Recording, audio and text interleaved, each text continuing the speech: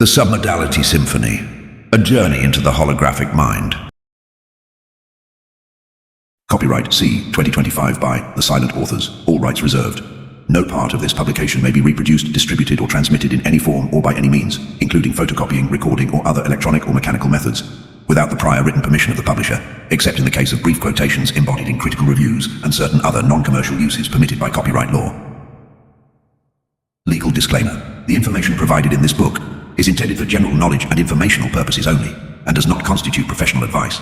The silent authors have utilized artificial intelligence, AI tools in every step of the creation process, from research and outlining to drafting and editing.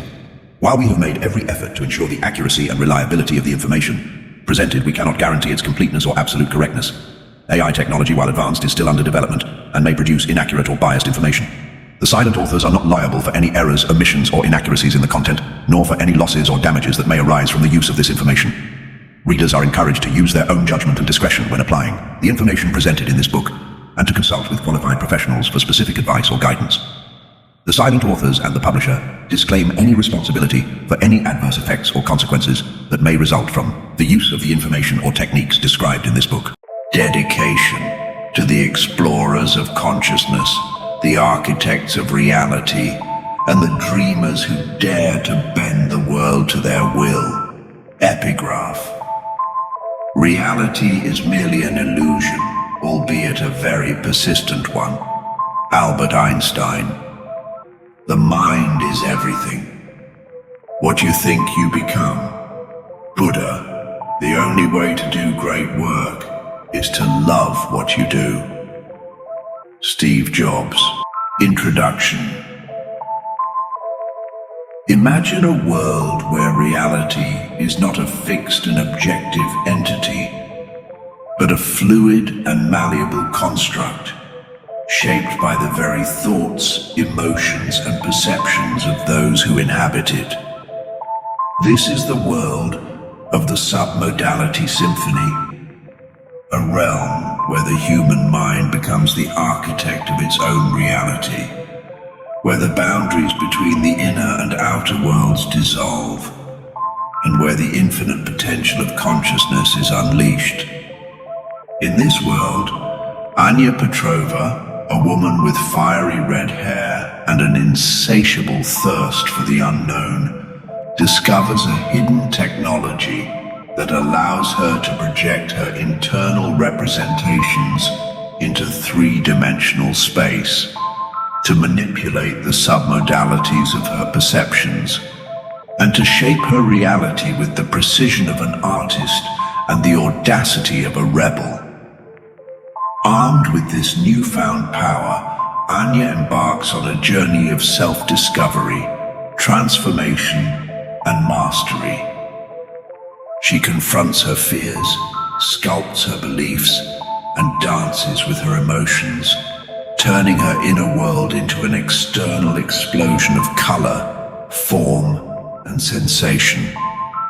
She builds a memory palace that spans the layered loop, a museum of the subconscious, and a gallery of emotions where visitors can explore the hidden depths of their own minds and experience the full spectrum of human experience.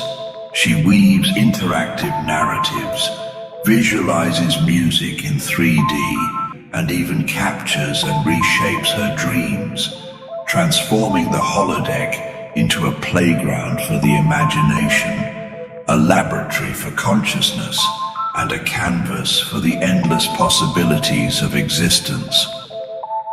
Anya's journey is not just a personal one.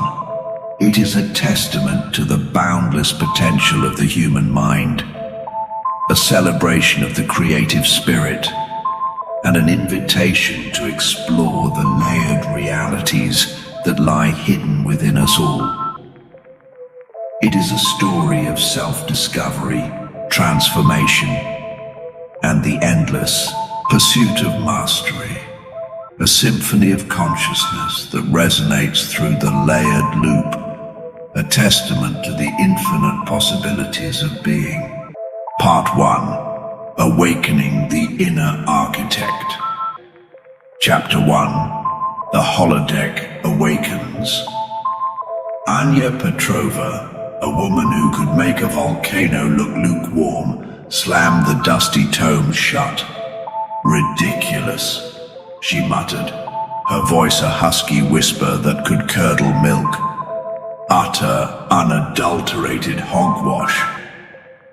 She shoved the book, Psycho-Cybernetics for the Discerning Deviant, back onto the shelf, its leather spine groaning in protest.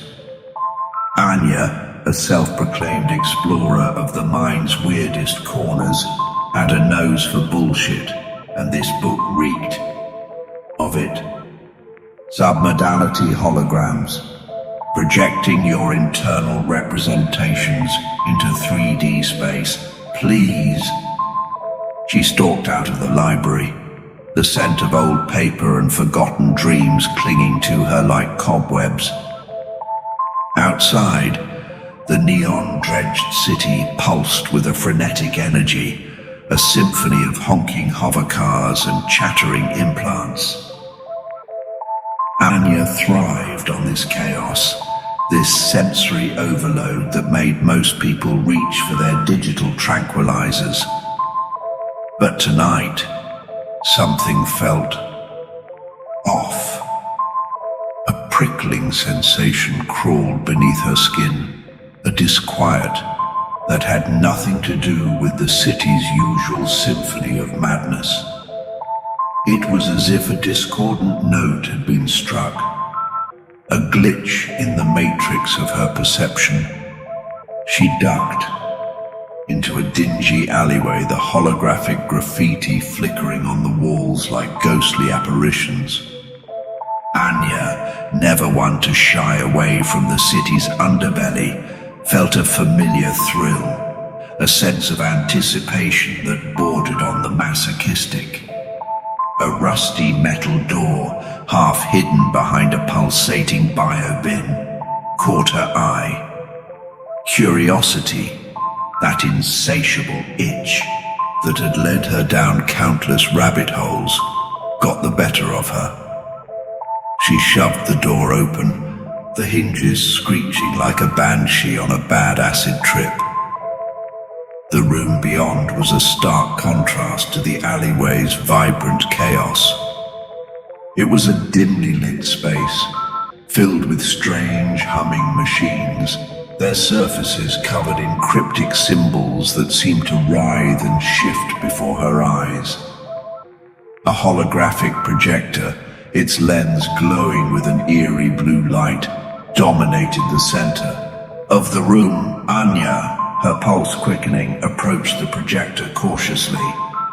A voice, raspy and distorted, crackled from a hidden speaker. "Welcome, Anya Petrova," it rasped. "We've been expecting you." Before she could react, the projector sprang to life. A swirling vortex of colors erupted from its lens, engulfing her in a kaleidoscope of sensations. Anya gasped, her mind reeling as the familiar world dissolved around her. Suddenly, she wasn't in the room anymore. She was inside her own mind, surrounded by towering monstrosities of submodality code. Her fears, those shadowy creatures she usually kept locked in the basement of her subconscious, were now writ large, grotesque parodies of her deepest anxieties. Giant spider, its legs made of jagged cones, scuttled towards her, its fangs dripping with digital venom. A faceless figure, its body a swirling vortex of darkness, loomed over her, its presence suffocating, its intentions malevolent. And a towering clown, its grin a grotesque mockery of joy, leered down at her, its eyes burning with a cold digital fire. Anya, her heart pounding like a drum solo in a death metal concert, felt a surge of primal fear. But there was also a thrill, a perverse excitement, a sense of possibility. This wasn't just a nightmare. It was a goddamn holodeck, a playground for the darkest corners of her mind. And Anya Petrova, the woman who could make a volcano look lukewarm, was ready to play. Chapter 2. Walking Through Fear. The holodeck hummed with a malevolent energy, the holographic projections of Anya's fears swirling around her like a digital hurricane. But Anya, adrenaline surging through her veins, wasn't cowering. She was pissed. "You think you can scare me?" she snarled, her voice echoing through the simulated space. "You think you can control me? I'm Anya fucking Petrova, and I own this goddamn holodeck." She focused her attention on the giant spider, its digital fangs dripping with venom. With a flick of her wrist, she activated the submodality controls, her fingers dancing across the holographic interface. The spider shuddered, its form distorting, its legs shrinking, its fangs retracting. "You're not so big now, are you?" Anya sneered, watching as the spider shrunk to the size of a ladybug, its menacing aura replaced by a pathetic whimper. She flicked it away with a dismissive gesture, its digital form dissolving into harmless pixels. Next, she turned her attention to the faceless figure, its presence still suffocating, its intentions still unclear. Anya, refusing to be intimidated, stepped towards the figure, her eyes locked on its swirling vortex of darkness. "Who are you?" she demanded, her voice echoing through the holodeck. "What do you want?" The figure remained silent, its form pulsating with an eerie energy. Anya, growing impatient, reached out a hand, her fingers brushing against the swirling darkness. Suddenly, the figure's form shifted, its darkness receding to reveal a familiar face. Her own. Anya gasped, her heart pounding in her chest. It was her own fear, her own self-doubt, her own insecurity staring back at her. "You're not real," she whispered, her voice trembling. "You're just a projection, a figment of my imagination." But the figure's eyes, her own eyes, seemed to pierce through her facade, revealing the vulnerability that lay beneath her bravado. Anya, feeling exposed, turned away, her gaze falling on the towering clown, its grotesque grin a mockery of joy. "And you," she snarled, her voice regaining its strength, "you're just a cheap imitation, a pathetic attempt to scare me." She activated the submodality controls again, her fingers flying across the interface. The clown's form contorted, its grin widening into an impossible grimace, its eyes bulging, its body stretching and twisting in a grotesque parody of laughter. Anya, disgusted by the clown's distorted form, turned away, her attention returning to the faceless figure, her own reflection.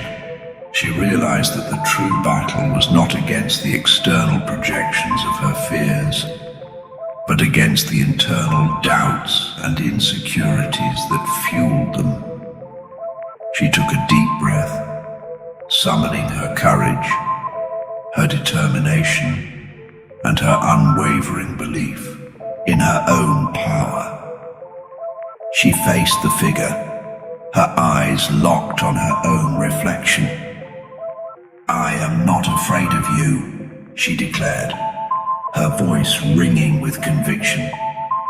"I am not afraid of my own darkness. I am Anya Petrova, and I own my fears."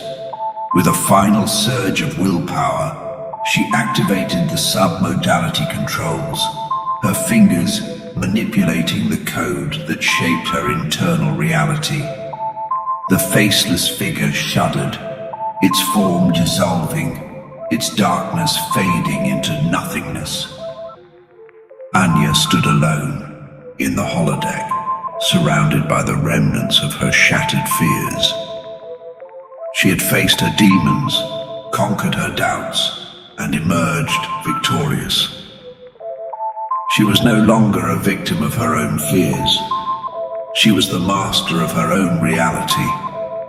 And as she stepped out of the holodeck into the vibrant chaos of the layered loop, she carried with her a newfound confidence, a fearless determination to explore the endless possibilities of existence, to embrace the challenges, and to dance with the shadows, knowing that she had the power to shape her own reality, to conquer her fears, and to emerge triumphant from the depths of her own holographic mind.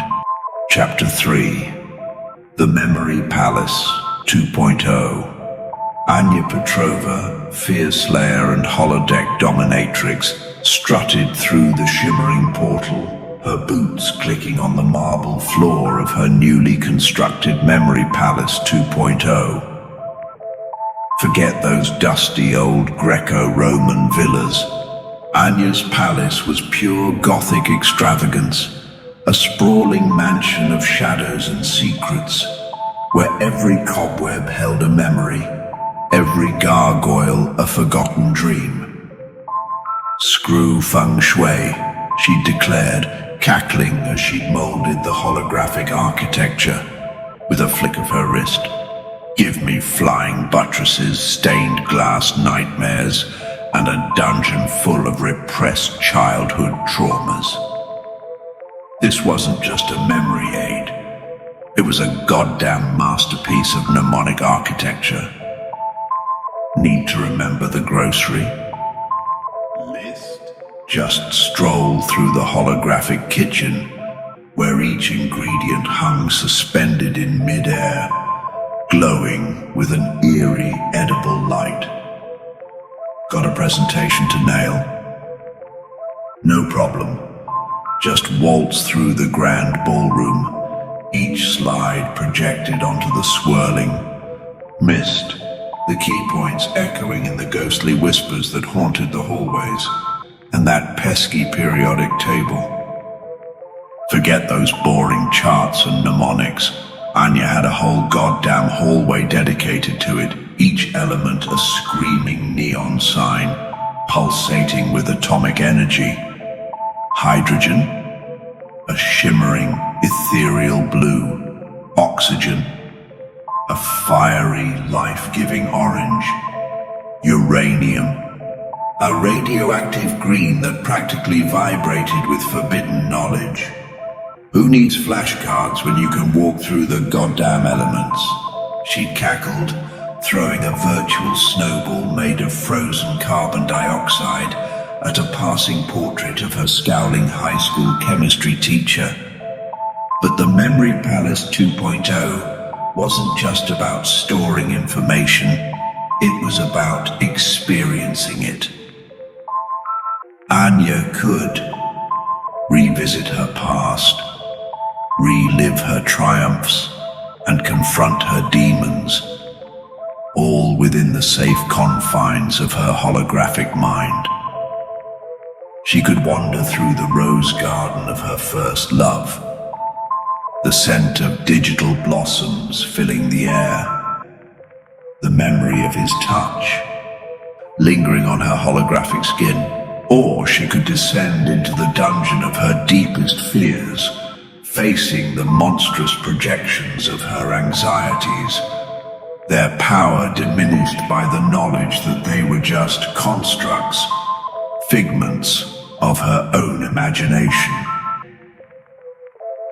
The Memory Palace 2.0 was more than just a memory aid. It was a time machine, a therapist's couch, a playground for the mind.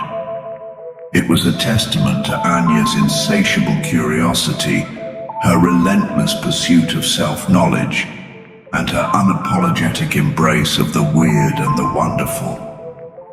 And as she stood in the grand hall of her holographic mansion, surrounded by the echoes of her past and the possibilities of her future, Anya Petrova, the Fear Slayer, the holodeck dominatrix, the mistress of her own memory, knew that she had only just begun to explore the infinite depths of her own mind. Chapter 4: Emotional Landscapes. Anya Petrova, architect of her own mind, stood in the center of a swirling vortex of crimson and black. It wasn't some edgy art installation. It was her own damn anger, projected into the holodeck, a raging tempest of submodality code. Holy shit, she breathed, watching the holographic lightning crackle around her. I knew I was pissed, but this is... She reached out a tentative hand, the heat of the digital flames licking at her fingers. It wasn't just a visual spectacle. She could feel the anger, a burning sensation that pulsed through her holographic body. It was exhilarating, terrifying, and strangely beautiful. "This is what it looks like," she murmured, her voice barely audible above the roar of the emotional storm. "This is what it feels like to be consumed." But Anya wasn't about to let anger be her master. She was a sculptor of emotions, a conductor of her own internal symphony. With a flick of her wrist, she activated the submodality controls, her fingers dancing across the holographic interface. The vortex shuddered, its colors shifting, its intensity dimming. The crimson faded to a deep burgundy, the black softened to a smoky gray. The sharp edges blurred, the jagged lines smoothing into gentle curves. The crackling energy subsided, replaced by a low, rumbling hum. Anya, her breath slowing, her heart rate steadying, felt the anger recede, replaced by a sense of calm control. She wasn't suppressing the emotion, she was transforming it, shaping it, mastering it. "Who's the bitch now?" she smirked, watching the tamed vortex swirl around her like a gentle breeze. "Anger's just another color in my palette, another note in my symphony." She experimented with the controls, exploring the nuances of her emotional landscape. She dialed up the intensity, watching the colors flare and the energy crackle, then dialed it back down, savoring the subtle shifts in sensation. She discovered that sadness wasn't just a gray fog. It was a shimmering blue, a melancholic melody that resonated with a quiet beauty. Joy wasn't just a burst of sunshine, it was a kaleidoscope of vibrant hues, a playful dance of light and laughter. And fear, that old nemesis, wasn't just a shadowy monster. It was a flickering candle, its flame fragile, its power easily extinguished. Anya, the emotional artist, the mistress of her own inner world, realized that emotions weren't just passive experiences.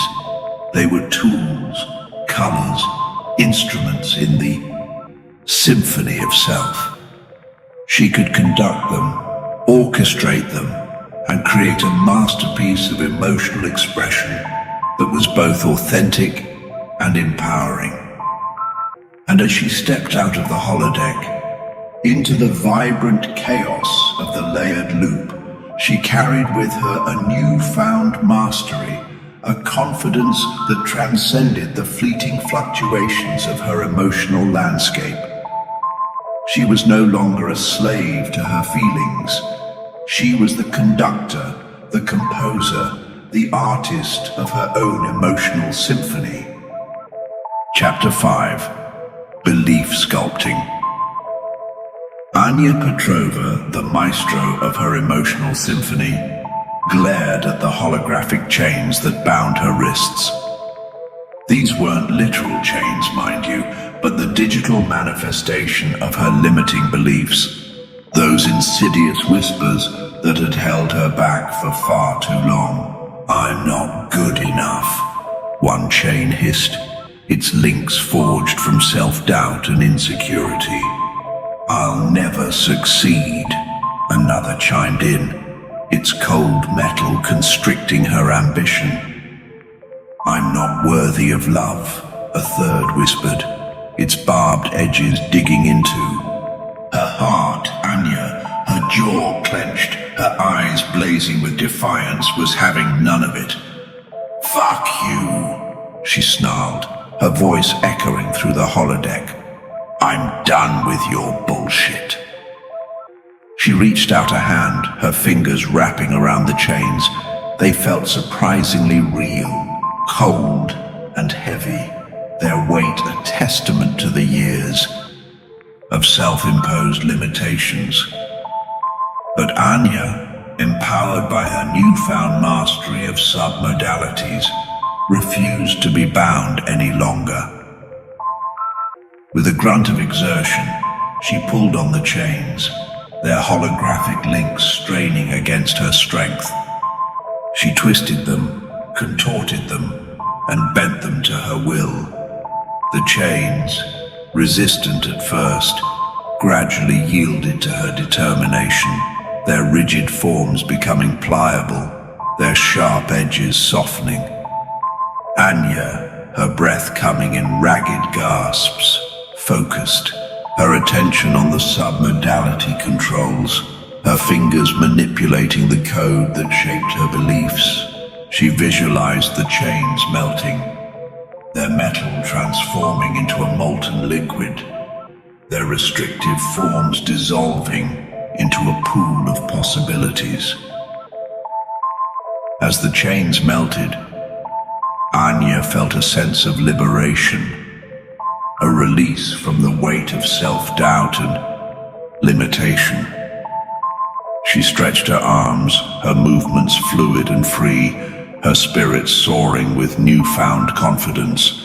But she wasn't content with simply breaking free from her chains. She wanted to transform them, to reshape them, to forge them into something that would empower her, propel her forward, and lift her towards her dreams. With a surge of creative energy, she molded the molten metal, shaping it, sculpting it, and imbuing it with her intentions. The liquid metal flowed through her fingers, taking on new forms, new meanings, new possibilities. The chains that had once bound her wrists transformed into wings, magnificent holographic wings that shimmered with iridescent colors, their feathers woven from the threads of her dreams, her aspirations, and her unwavering belief in her own potential. Anya spread her wings, their digital feathers brushing against her skin, their holographic energy lifting her spirit. She felt a surge of power, a sense of limitless possibility, a freedom that transcended the boundaries of her physical and virtual realities. She was no longer bound by her limiting beliefs.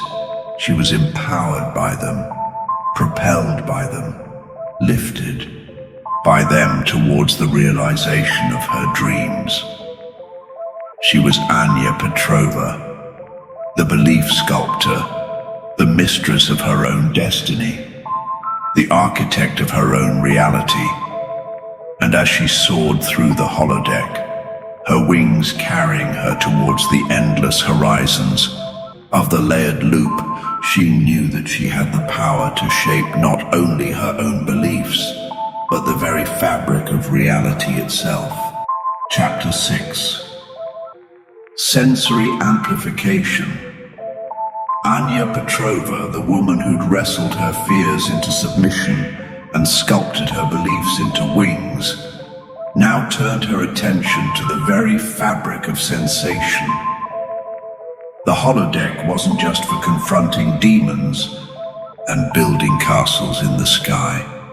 It was a playground for the senses, a laboratory for the exploration of submodalities. "Screw reality," she declared, a mischievous glint in her eye. "I'm gonna make reality my bitch." She started with taste. A simple square of dark chocolate, rendered in holographic perfection, hovered before her. With a flick of her wrist, she amplified the submodalities, the sweetness, the bitterness, the velvety texture, the melt-in-your-mouth sensation. The chocolate exploded on her tongue, a supernova of flavor. It wasn't just taste. It was a symphony of sensation, a chorus of chocolatey ecstasy that reverberated through her entire being. Anya moaned, her eyes rolling back in her head, her body practically vibrating with pleasure. "Holy shit," she gasped, licking her lips, the aftertaste lingering like a lover's caress. That's better than sex." Next, she turned her attention to touch. A holographic bolt of silk, shimmering with iridescent colors, materialized before her. She reached out a hand, her fingers sinking into the digital fabric. The sensation amplified 1,000-fold. It wasn't just softness, it was a caress, a whisper, a lover's embrace. Anya felt the silk wrap around her, a cocoon of pure sensation, a symphony of tactile delight. She closed her eyes, savoring the feeling, losing herself in the exquisite pleasure of amplified touch.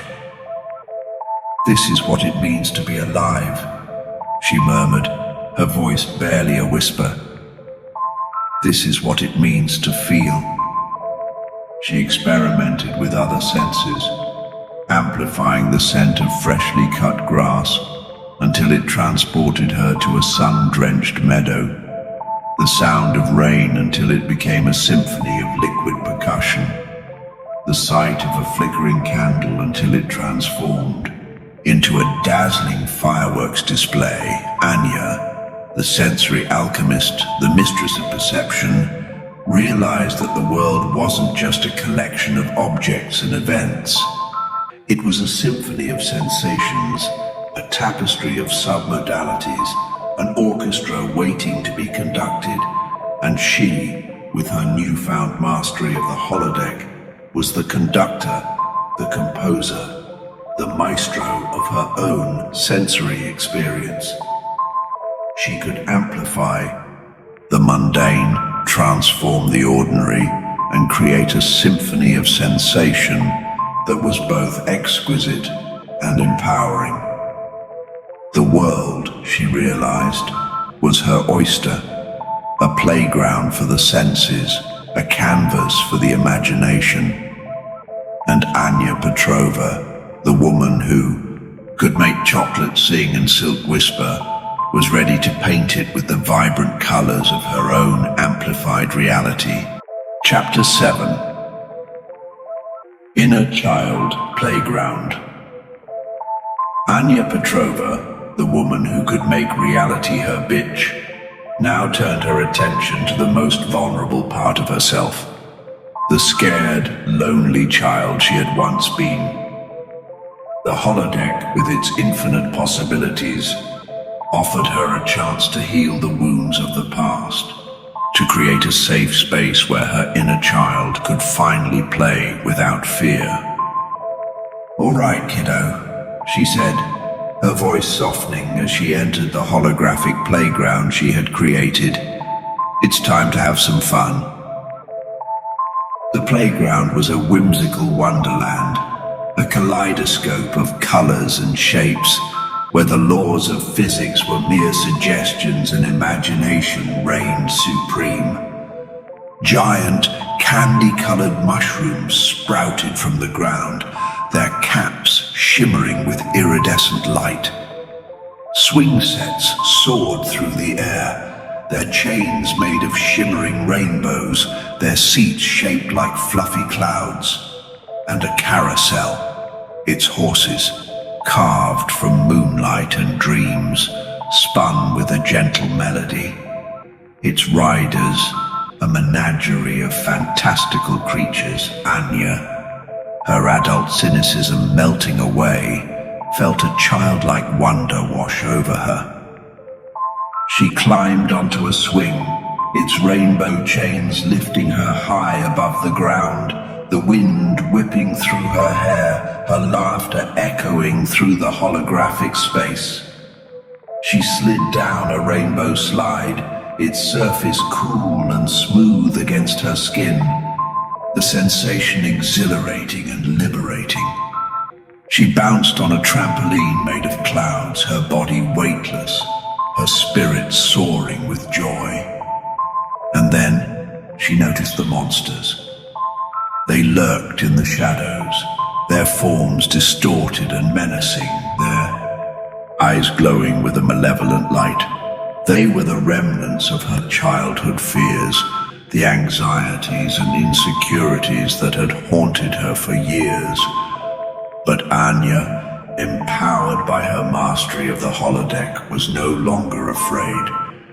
She approached the monsters, her eyes locked on theirs, her voice firm and confident.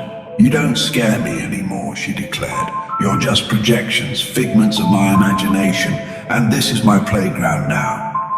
With a flick of her wrist, she activated the submodality controls, transforming the monsters into cuddly toys, their menacing forms softening, their eyes losing their malevolent glint. The monsters, now harmless and even endearing, joined Anya in her play, their laughter mingling with hers, their presence a reminder of the fears she had overcome. Anya, surrounded by her inner child and her transformed monsters, felt a profound sense of healing and wholeness. She had created a safe space where her past traumas could be acknowledged, processed, and ultimately released. She had given her inner child the freedom to play, to explore, and to heal without fear or judgment. And as she emerged from the holodeck, she carried with her a renewed sense of self-acceptance, a deeper understanding of her own history, and a playful spirit that would forever remind her of the power of imagination, the resilience of the human spirit, and the transformative potential of the layered loop. Chapter 8. Dream Architecture. Anya Petrova, the woman who tamed her inner demons and built a playground for her inner child, now turned her attention to the nocturnal realm of dreams. No longer content to be a passive passenger on the night, trained to the subconscious, she was taking the wheel, becoming the architect of her own dreamscapes.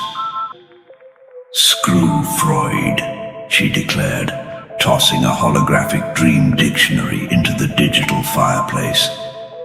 "I'm not interested in analyzing my dreams, I'm interested in designing them." She entered the holodeck, not to confront fears or relive memories, but to create. The familiar space dissolved, replaced by a swirling vortex of colors and shapes, the raw material of her subconscious mind. With a flick of her wrist, she began to sculpt the dreamscape. That recurring nightmare of the endless corridor, She transformed it into a lush jungle, the walls blooming with exotic flowers, the floor carpeted with soft moss. That creepy basement where she always found herself trapped. She flooded it with sunlight, turning it into a tranquil garden, complete with a babbling brook and a hammock woven from moonbeams. And that faceless stalker who always seemed to be lurking just out of sight. Anya, with a mischievous grin, transformed him into a bumbling clown, his menacing presence replaced by slapstick antics and pratfalls. "Take that, subconscious," she cackled, watching the clown trip over its own giant shoes. "Who's the boss now?" Anya wasn't just changing the scenery. She was rewriting the narrative. That dream where she always failed the big exam. She rewrote it as a triumphant victory, the questions dissolving into confetti, the teacher bowing before her brilliance. That recurring dream of being chased. She turned it into a thrilling chase scene where she was the one in control, leaping across rooftops, dodging holographic bullets, and leaving her pursuers in the digital dust. Dreams, Anya realized, weren't just passive entertainment. They were a canvas for the imagination, a playground for the subconscious, a tool for self-discovery and personal growth. And she, with her mastery of the holodeck, was the artist, the director, the screenwriter of her own nocturnal adventures. She explored the dream world she created, flying through the skies on the back of a holographic dragon, swimming through oceans of pure consciousness, and dancing with the stars in a galaxy of her own design. She confronted her fears, embraced her desires, and reconciled with the fragmented aspects of herself, all within the safe confines of her dream theater. Anya, the dream architect, the mistress of the subconscious, realized that the layered loop wasn't just a collection of external realities. It was a reflection of her own internal world, a mirror of her dreams, her fears, her aspirations. And she, with her newfound power, was shaping not just her dreams, but the very fabric of her reality. Chapter 9. The Hall of Mirrors. Anya Petrova, the woman who sculpted her fears and painted her dreams, now stood before a dazzling hall of mirrors. It wasn't just a reflection of her physical form. It was a reflection of her selves, the fragmented shards of her identity scattered across the layered loop. "Time to face the music," she muttered, her voice echoing through the infinite reflections, or rather the symphony.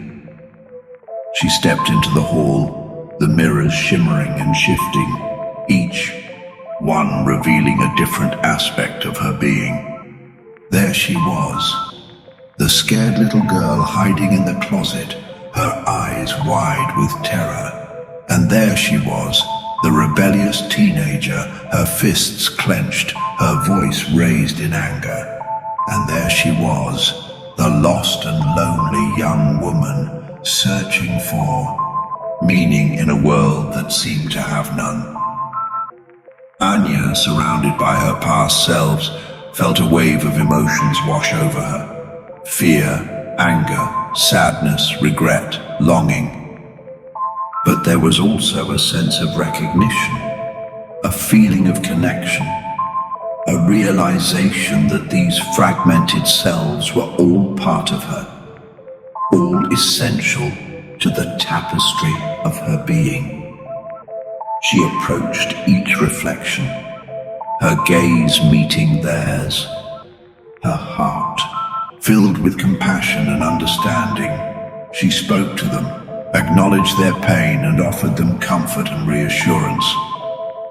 "It's okay to be scared," she whispered to the little girl. "I'm here now. I'll protect you. I hear your anger," she said to the teenager. "It's okay to be angry, but let's find a better way to express it. You're not alone anymore," she reassured the lost young woman. "We're in this together. We'll find our way." As Anya interacted with her past selves, she felt a sense of integration, a merging of fragmented identities.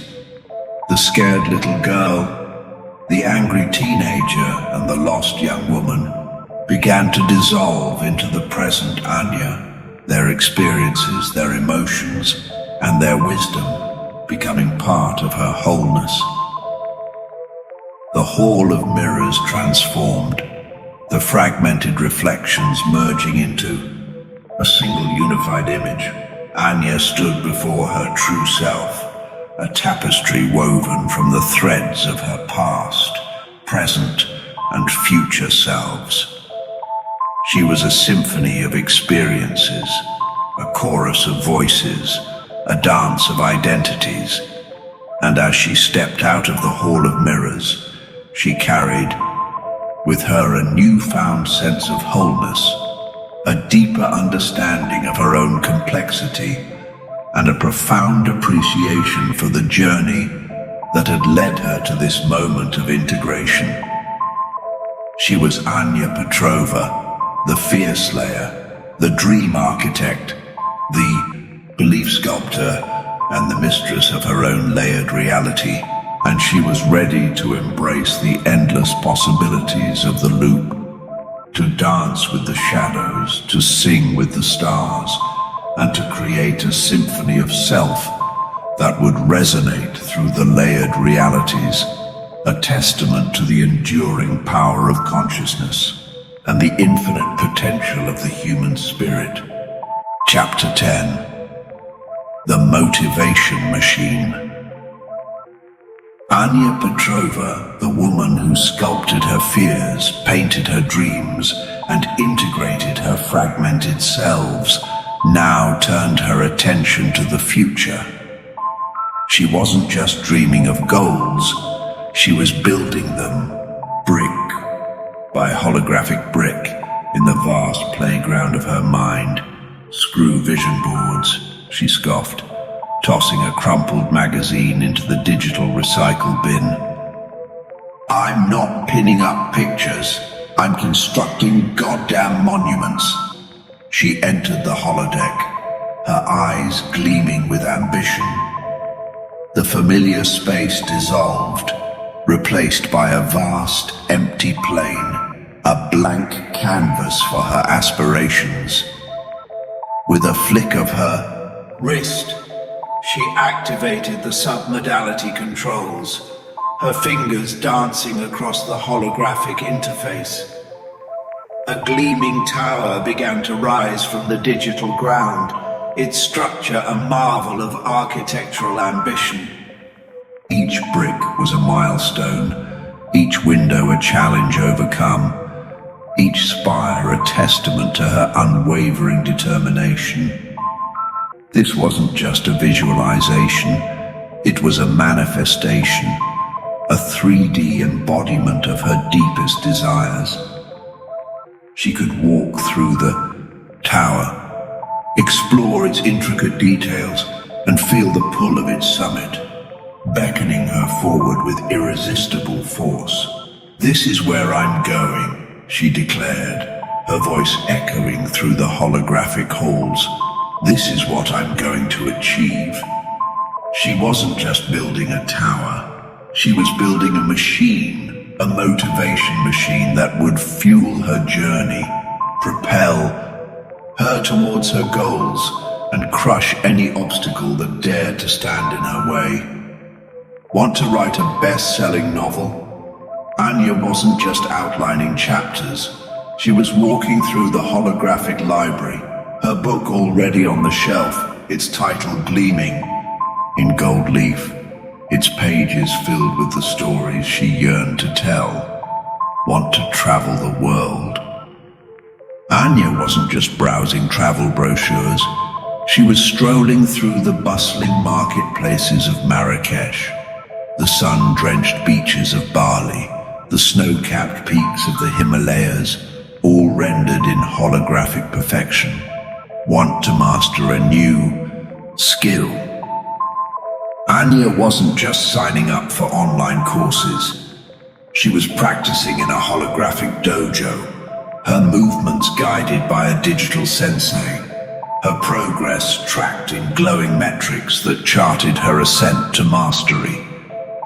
The motivation machine wasn't just about visualizing goals.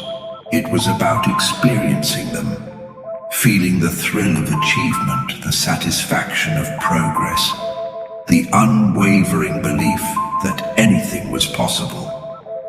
And Anya Petrova, the fear slayer, the dream architect, the belief sculptor, the mistress of her own reality, was ready to climb that tower, to explore those worlds, to master those skills, to become the woman she was always meant to be.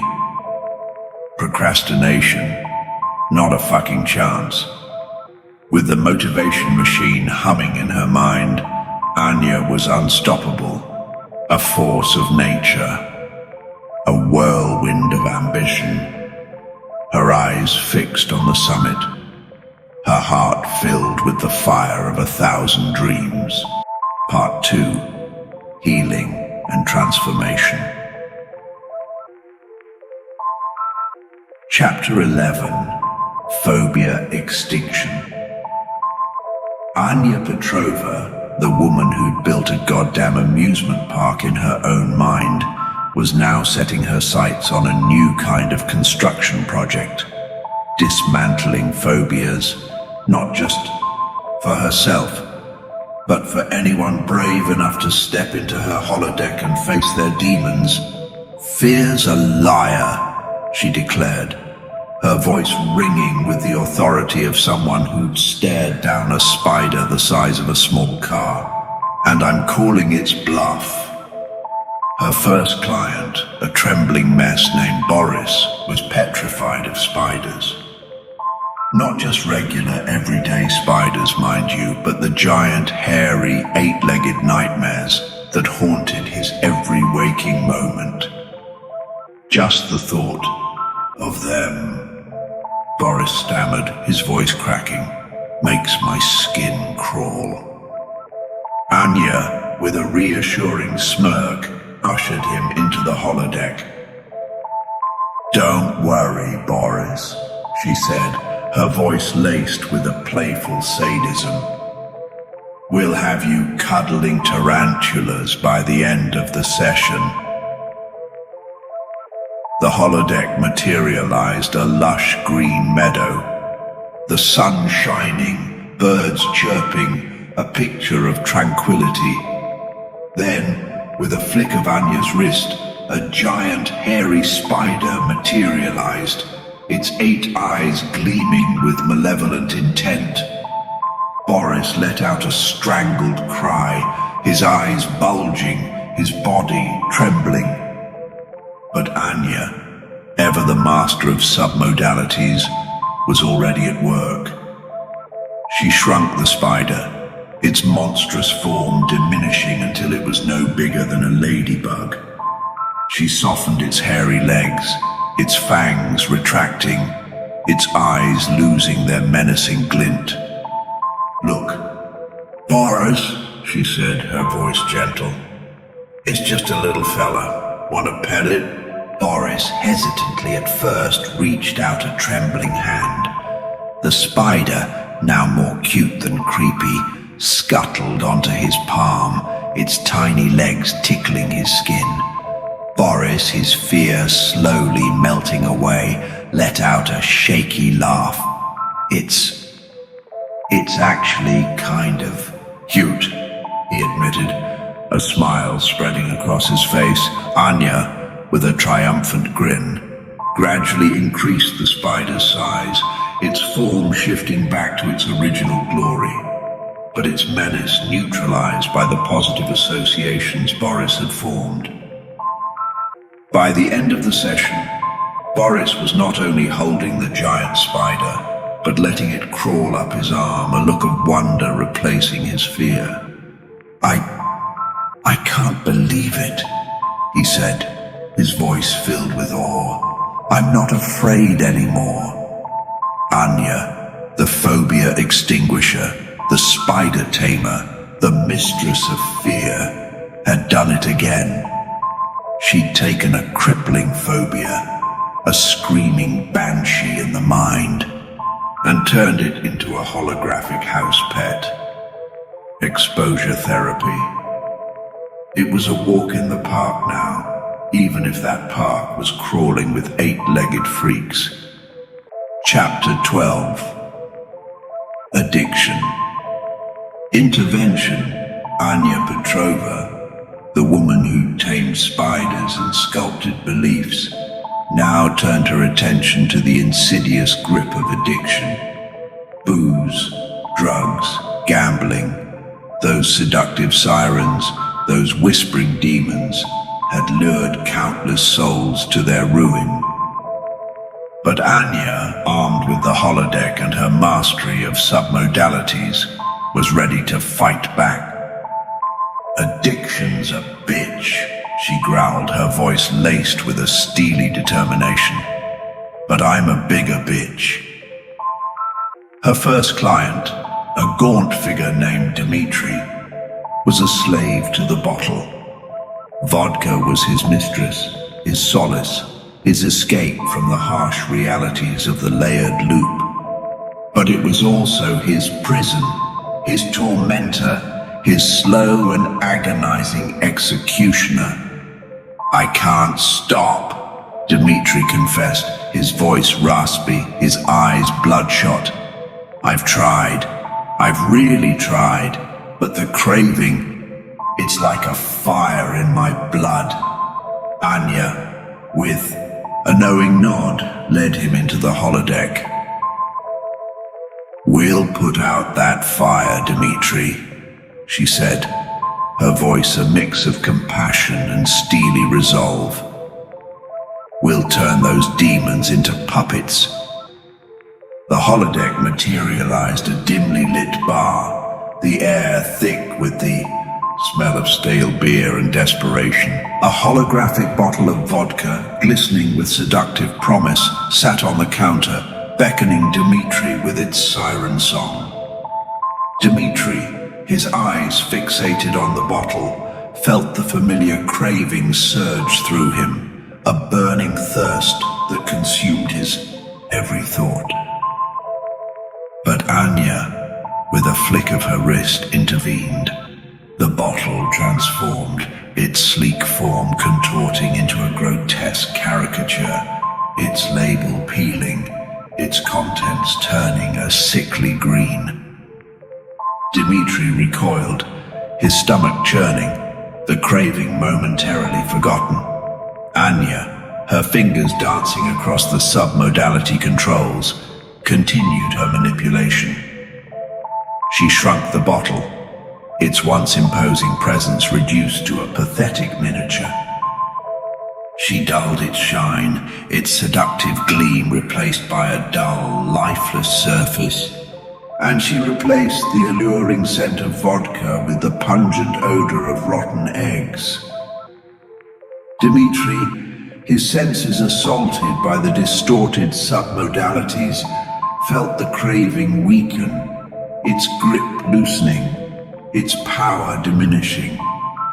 He looked at the bottle, no longer a symbol of escape, but a grotesque reminder of his addiction's destructive power. Anya, sensing his shift, continued her work.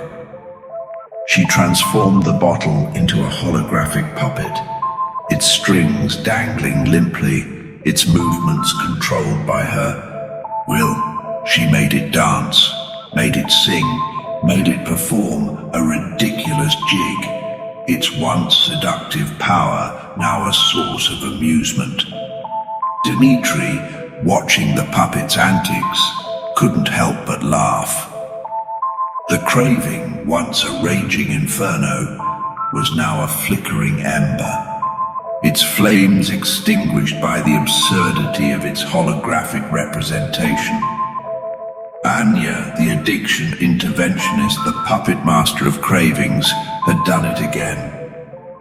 She'd taken those screaming demons, those insidious urges, and turned them into harmless toys, their power neutralized, their grip broken. Dmitri, his eyes clear, his spirit lifted, stepped out of the holodeck, ready to face the layered loop without the crutch of his addiction. He had a long road ahead of him, but he knew with a newfound confidence that he could walk it, one step at a time, free from the chains that had bound him for so long. Chapter 13, PTSD Treatment. Anya Petrova, the woman who wrestled with demons and puppeteered addictions, now turned her attention to the deep-seated scars of trauma. She knew that trauma wasn't just a bad memory. It was a monster, lurking in the shadows of the mind, its claws sunk deep into the soul. But Anya, armed with the holodeck and her unwavering empathy, was ready to hunt that monster down. "Trauma's a bitch," she growled, her voice hardened by the countless stories of pain and suffering she'd encountered in the layered loop. "But I'm gonna make it my bitch." Her client, a young woman named Ilara, was haunted by a traumatic experience. From a past layer, a brutal attack that had left her shattered and broken.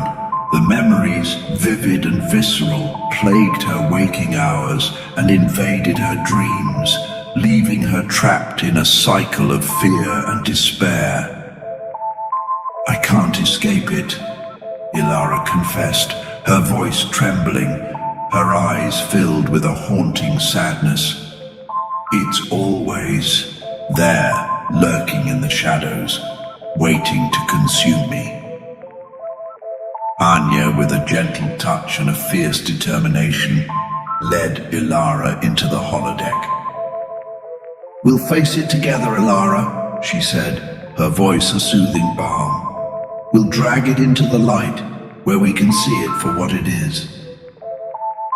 The holodeck materialized the scene of the trauma, a dark alleyway, the rain pouring down, the air thick with fear and violence. Ilara gasped, her body trembling, her memories flooding back with overwhelming intensity.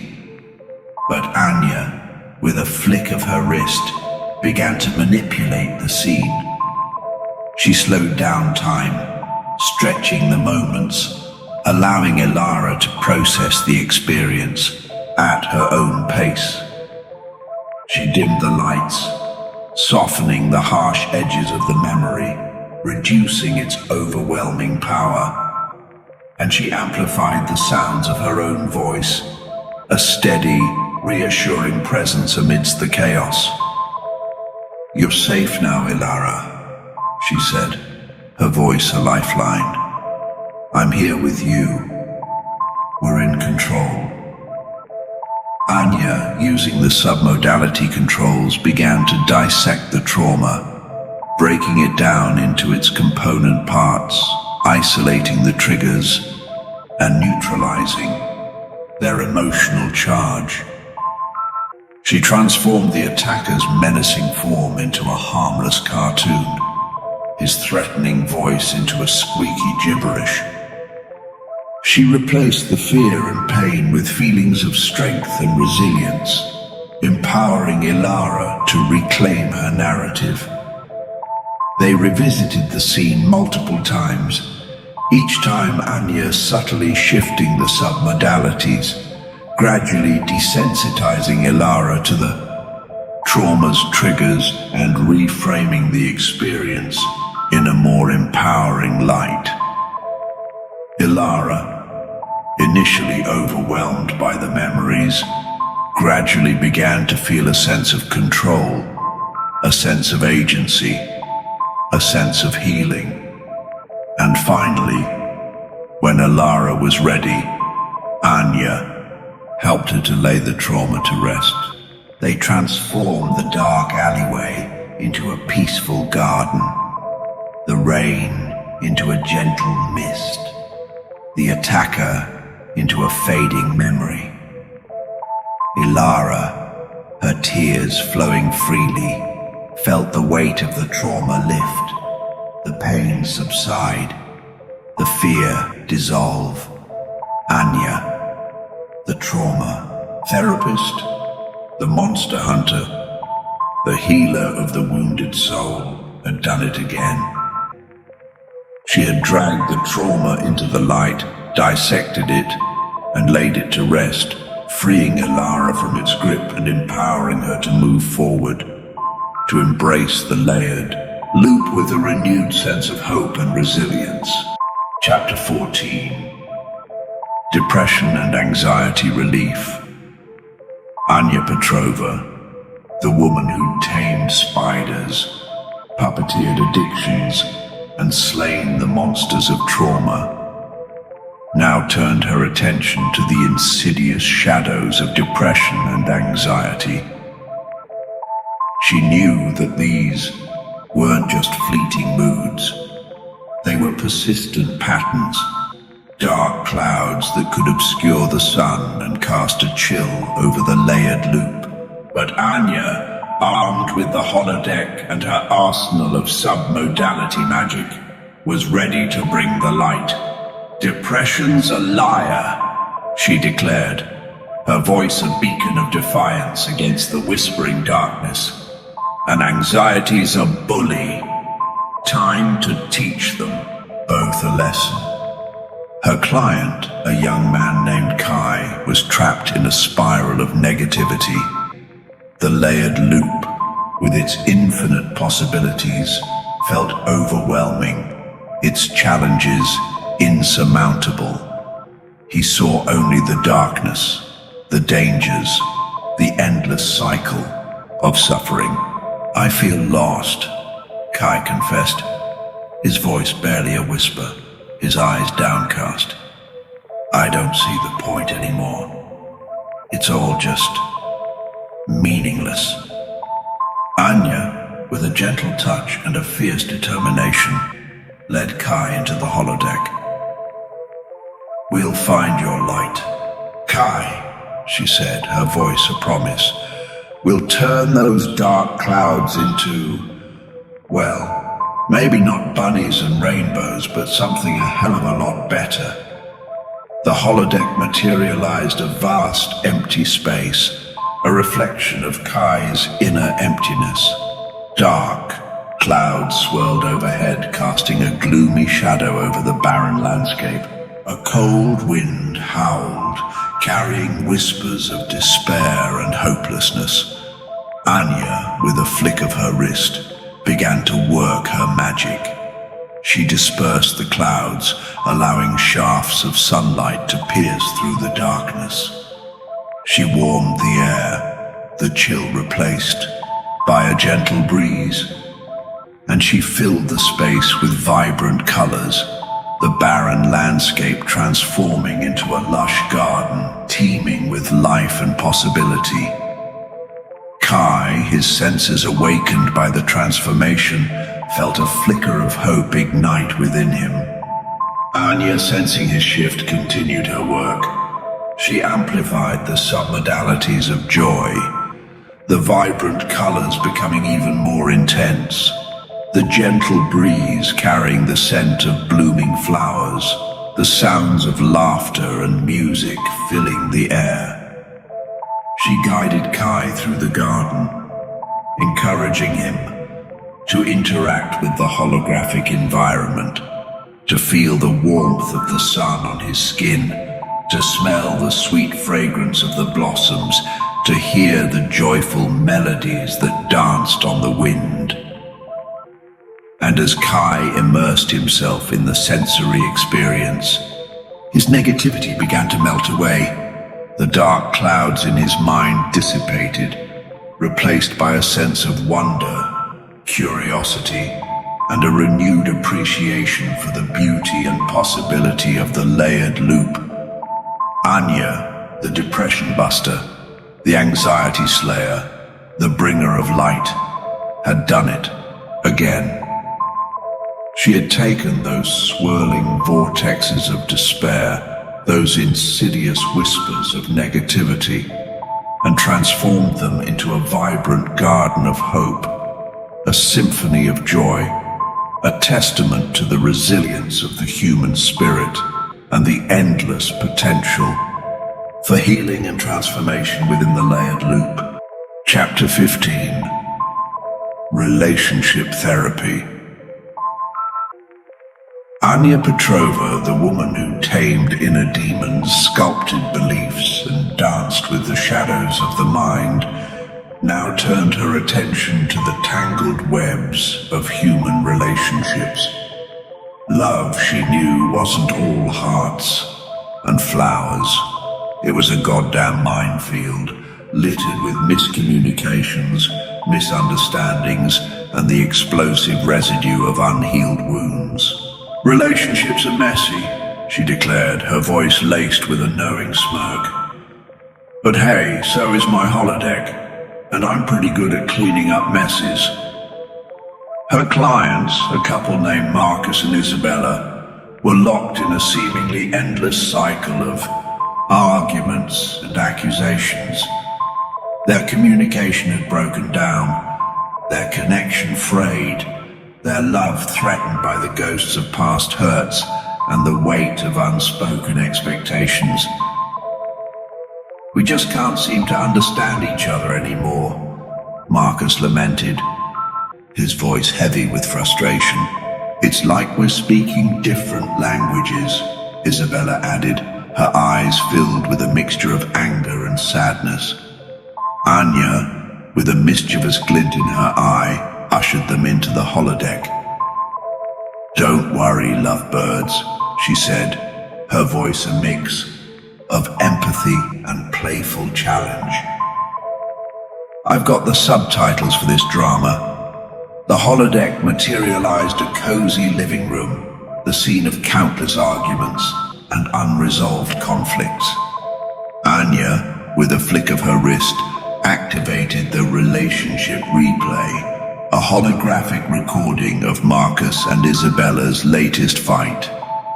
The holographic figures of Marcus and Isabella, their voices raised in anger, their bodies tense with frustration, replayed the scene, their words echoing through the simulated space.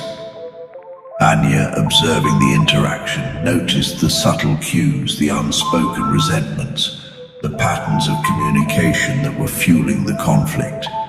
She paused the recording, rewound it, and played it back again, this time highlighting specific moments, amplifying certain words and slowing down others. She invited Marcus and Isabella to step into the playback, to experience the argument from each other's perspective, to feel the emotions, and to understand the underlying needs and desires that were driving their behavior. Marcus, experiencing the argument from Isabella's perspective, felt a surge of empathy, a realization of the pain he had inadvertently caused. Isabella, seeing the argument through Marcus's eyes, recognized the fear and insecurity that fueled his anger. Anya, with her expert guidance, helped them to reframe the conflict, to identify the underlying issues, and to find new ways of communicating their needs and desires. She taught them the art of active listening, the power of empathy, and the importance of vulnerability in building a strong and healthy relationship. And as they emerged from the holodeck, their hands clasped together, their eyes filled with a newfound understanding, they knew that they had been given a second chance. They had a map now, a guide to navigating the minefield of their relationship, a way to communicate, to connect, and to rediscover the love that had been buried beneath the layers of conflict and misunderstanding. Anya, the relationship therapist, the decoder of communication, the weaver of connections, had done it again. She had taken the tangled mess of a relationship, the explosive residue of past hurts, and transformed it into a holographic playback, a tool for healing, growth, and a deeper, more authentic connection. Chapter 16. Grief Counseling. Anya Petrova, the woman who danced with shadows and mended broken hearts, now turned her attention to the profound depths of grief. Loss, she knew, was a universal experience, a hole in the soul that could swallow a person whole. But Anya, armed with the holodeck and her boundless compassion, was ready to build bridges across that abyss. "Grief is a motherfucker," she said, her voice softening with empathy. "But it doesn't have to be the end of the story." Her client, a middle-aged man named Dmitri, was drowning in sorrow. His wife, his soulmate, his partner in navigating the layered loop, had recently passed away, leaving him lost and adrift in a world that suddenly felt empty and meaningless. "I don't know how to go on without her," Dmitri confessed, his voice choked with emotion, his eyes filled with a profound sadness. "She was my everything, my anchor, my reason for being." Anya, with a gentle touch and a knowing look, led Dmitri into the holodeck. "We'll create a space for her, Dmitri," he said, her voice a soothing balm. "A place where her memory can live on, where you can connect with her, where you can find solace and healing." The holodeck materialized a serene meadow bathed in soft moonlight, a place of peace and tranquility. Anya, with a wave of her hand, began to construct a holographic memorial, a tribute to Dmitri's wife, a testament to their love. She sculpted her image from the fabric of Dmitri's memories, capturing her radiant smile, her sparkling eyes, and the gentle warmth of her presence. She filled the meadow with holographic flowers, each one representing a cherished moment, a shared memory, a testament to their life together. And then she added the stars, thousands of them shimmering and twinkling in the holographic night sky, each one representing a fragment of Dmitri's wife's soul, her essence, her enduring spirit. Dmitri, gazing at the memorial, felt a wave of emotions wash over him. There was sadness, of course, the deep ache of loss, the emptiness that gnawed at his soul. But there was also love, a profound sense of connection, a feeling that his wife was not truly gone, that her spirit lived on in the shimmering stars, in the fragrant flowers, and in the very fabric of the layered loop. He spent hours in the memorial, talking to his wife's holographic image, sharing his memories, his grief, and his hopes for the future. He felt her presence, her warmth, her love surrounding him, comforting him and guiding him. And as he emerged from the holodeck, he carried with him a newfound sense of peace, a glimmer of hope, and a deep appreciation for the enduring power of love, memory. He knew that his wife was not truly gone, that her spirit lived on in the layered loop, and that he would carry her with him, in his heart, in his memories, and in the stars that shimmered in the holographic night sky. Anya, the grief counselor, the bridge builder, the weaver of memories, had done it again. She had taken the gaping hole of loss and transformed it into a place of solace, a sanctuary of remembrance, a testament to the enduring power of love and the infinite possibilities for healing and connection within the layered loop. Chapter 17, Peak Performance Coaching. Anya Petrova, the woman who sculpted emotions, tamed nightmares, and built bridges across grief, now turned her attention to the realm of peak performance. Athletes, musicians, artists, they all craved that edge, that extra something that could elevate their performance to the next level. And Anya, with her mastery of the holodeck and her deep understanding of the human mind, was ready to give it to them. "Performance is a dance," she declared, her voice resonating with the energy of a stadium crowd. "And I'm the choreographer." Her first client, a young athlete named Nadia, was a talented runner, but her anxiety often sabotaged her performance. She'd freeze up at the starting line, her doubts swirling, her muscles tensing, her focus shattered. "I know I can do it," Nadia confessed, her voice laced with frustration.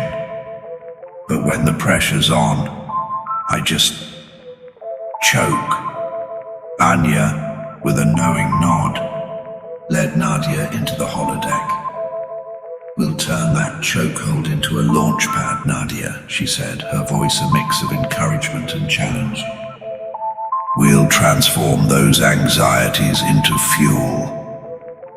The holodeck materialized a vast stadium, the roar of the crowd echoing through the simulated space. Nadia, standing at the starting line, felt the familiar surge of anxiety, her heart pounding, her breath quickening, her muscles tensing. But Anya, with a flick of her wrist, began to manipulate the scene. She dimmed the lights, reducing the overwhelming sensory input. She softened the roar of the crowd, replacing it with a rhythmic chant that synchronized with Nadia's breathing. And she focused Nadia's attention on her own body, amplifying the sensations of strength, power, and fluidity. "Feel the energy, Nadia," Anya instructed, her voice a steady guide. "Feel the power in your muscles, the rhythm in your breath, the focus in your mind." Anya, using the submodality controls, began to reframe Nadia's anxiety. She transformed the fear of failure into a challenge to overcome, the doubt into determination, the tension into a coiled spring ready to unleash its power. She projected holographic images of Nadia crossing the finish line, victorious and triumphant, her body a blur of motion, her face radiant with joy. She amplified the submodalities of success, the cheers of the crowd, the feeling of accomplishment, the taste of victory. Nadia, immersed in the holographic experience, felt her anxiety transform.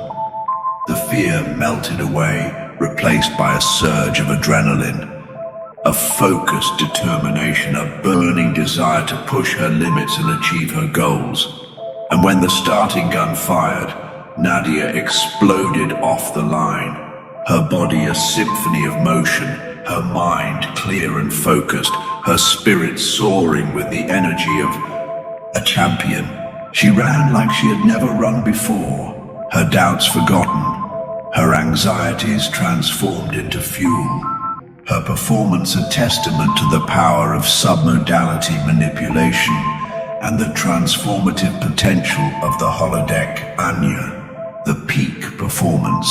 Coach, the anxiety alchemist, the igniter of champions, had done it again. She had taken the crippling fear, the self-sabotaging doubts, and transformed them into a source of power, a catalyst for greatness.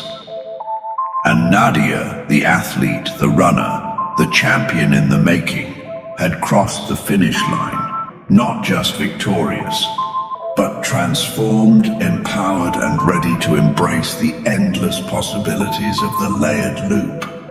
Chapter 18: Pain Management. Anya Petrova, the woman who sculpted emotions, tamed nightmares, and coached champions, now turned her attention to the universal experience of pain.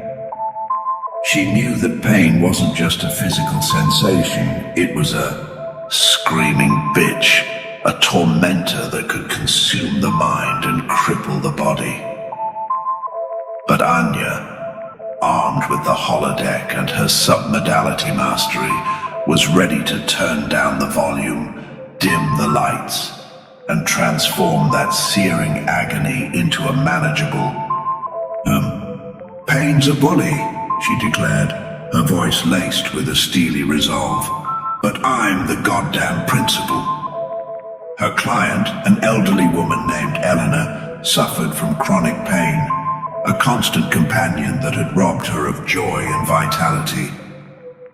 Arthritis ravaged her joints, her back ached with the weight of years, and a phantom limb from a long-ago accident throbbed with a relentless ache.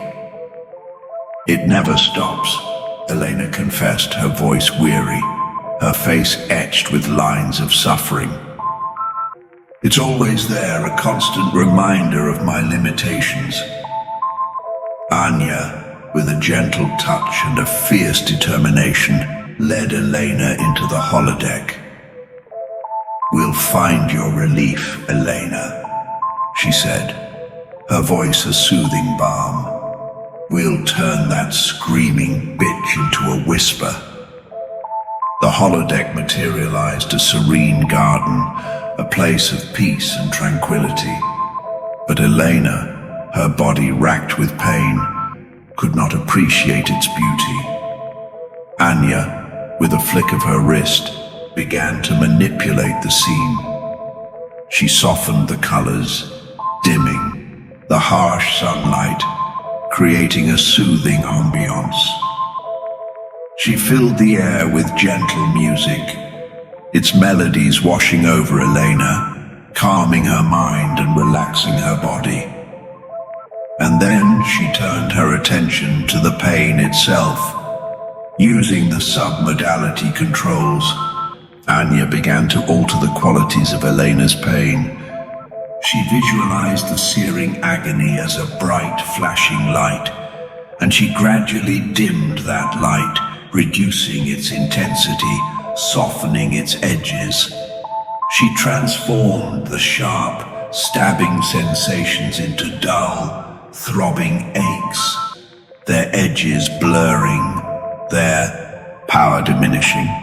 She experimented with different submodalities, changing the color of the pain from a fiery red to a calming blue, altering its texture from a jagged edge to a smooth surface, and shifting its location from a centralized point to a diffuse sensation.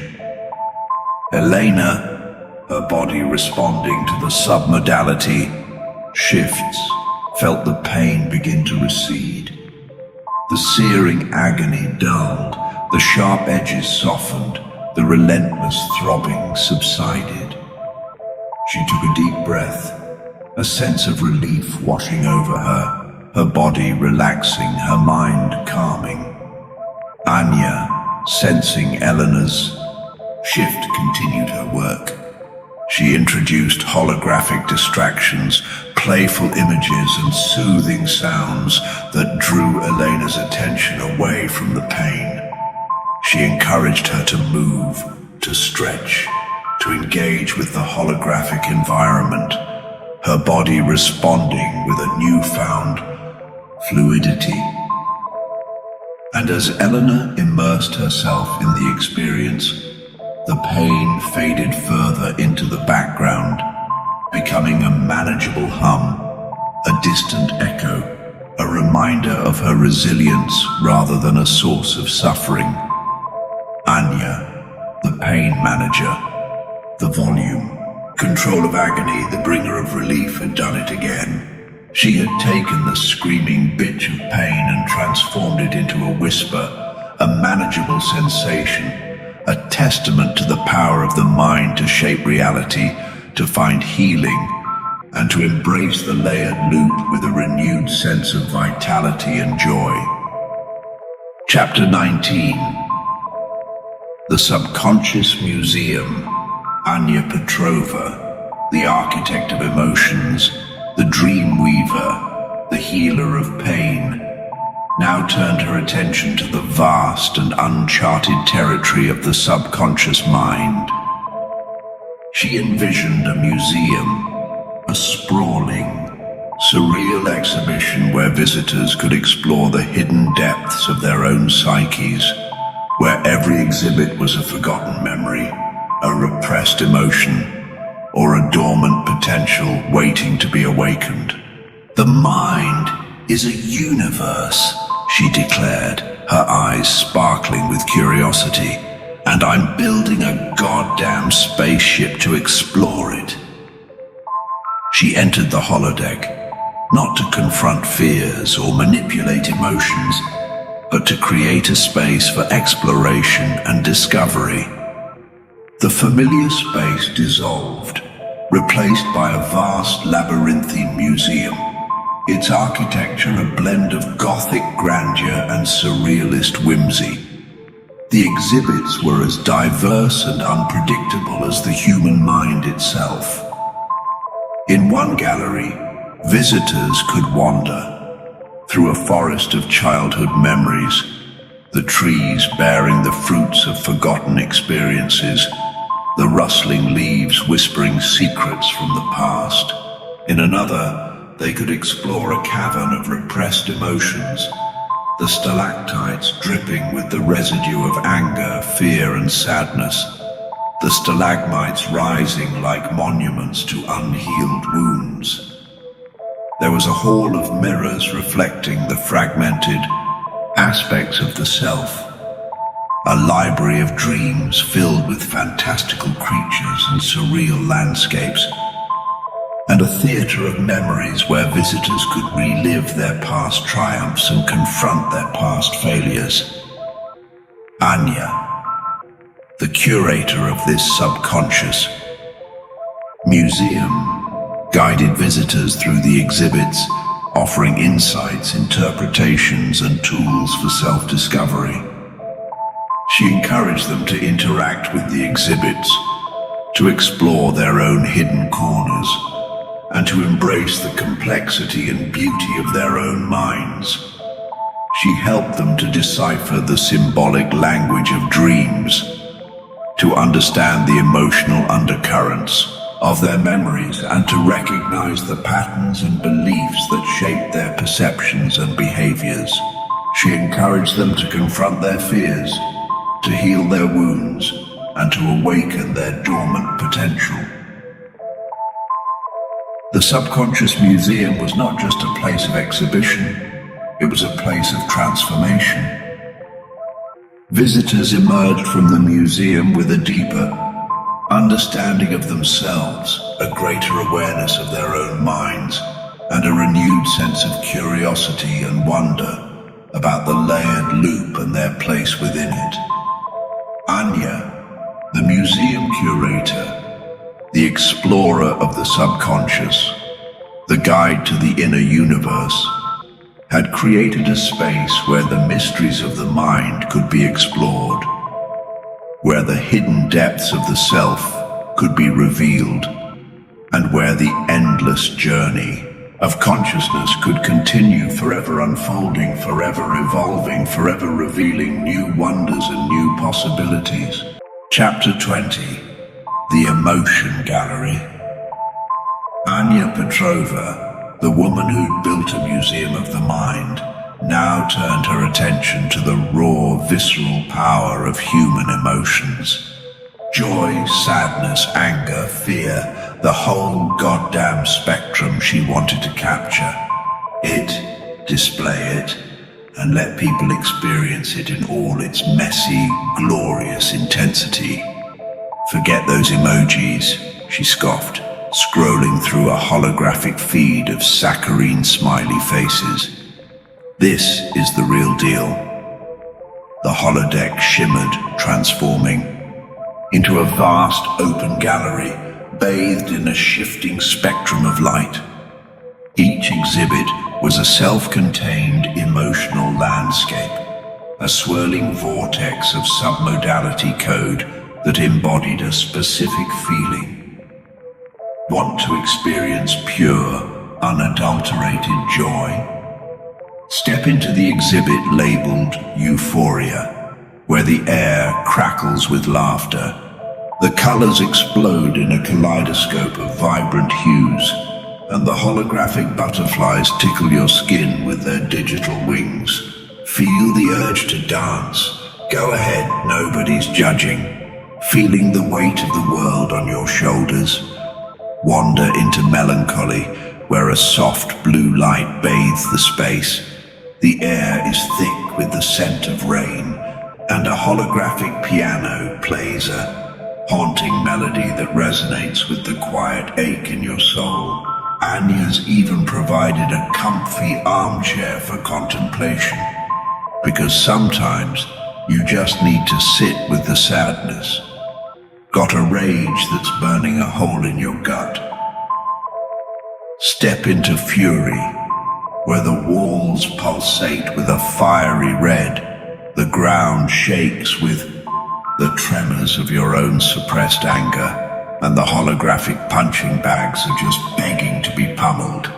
Go ahead, scream, shout, let it all out. Nobody's gonna call the cops on you here. And for those who like to flirt with the darker side of the emotional spectrum, there's terror, where the shadows dance with menacing intent. The air is thick with the scent of fear, and the holographic monsters lurk just out of sight, waiting to trigger your primal instincts. Just remember, Anya's provided a panic button just in case. The emotion gallery wasn't just about experiencing emotions. It was about understanding them, exploring their nuances, and learning to navigate the complex landscape of the human heart.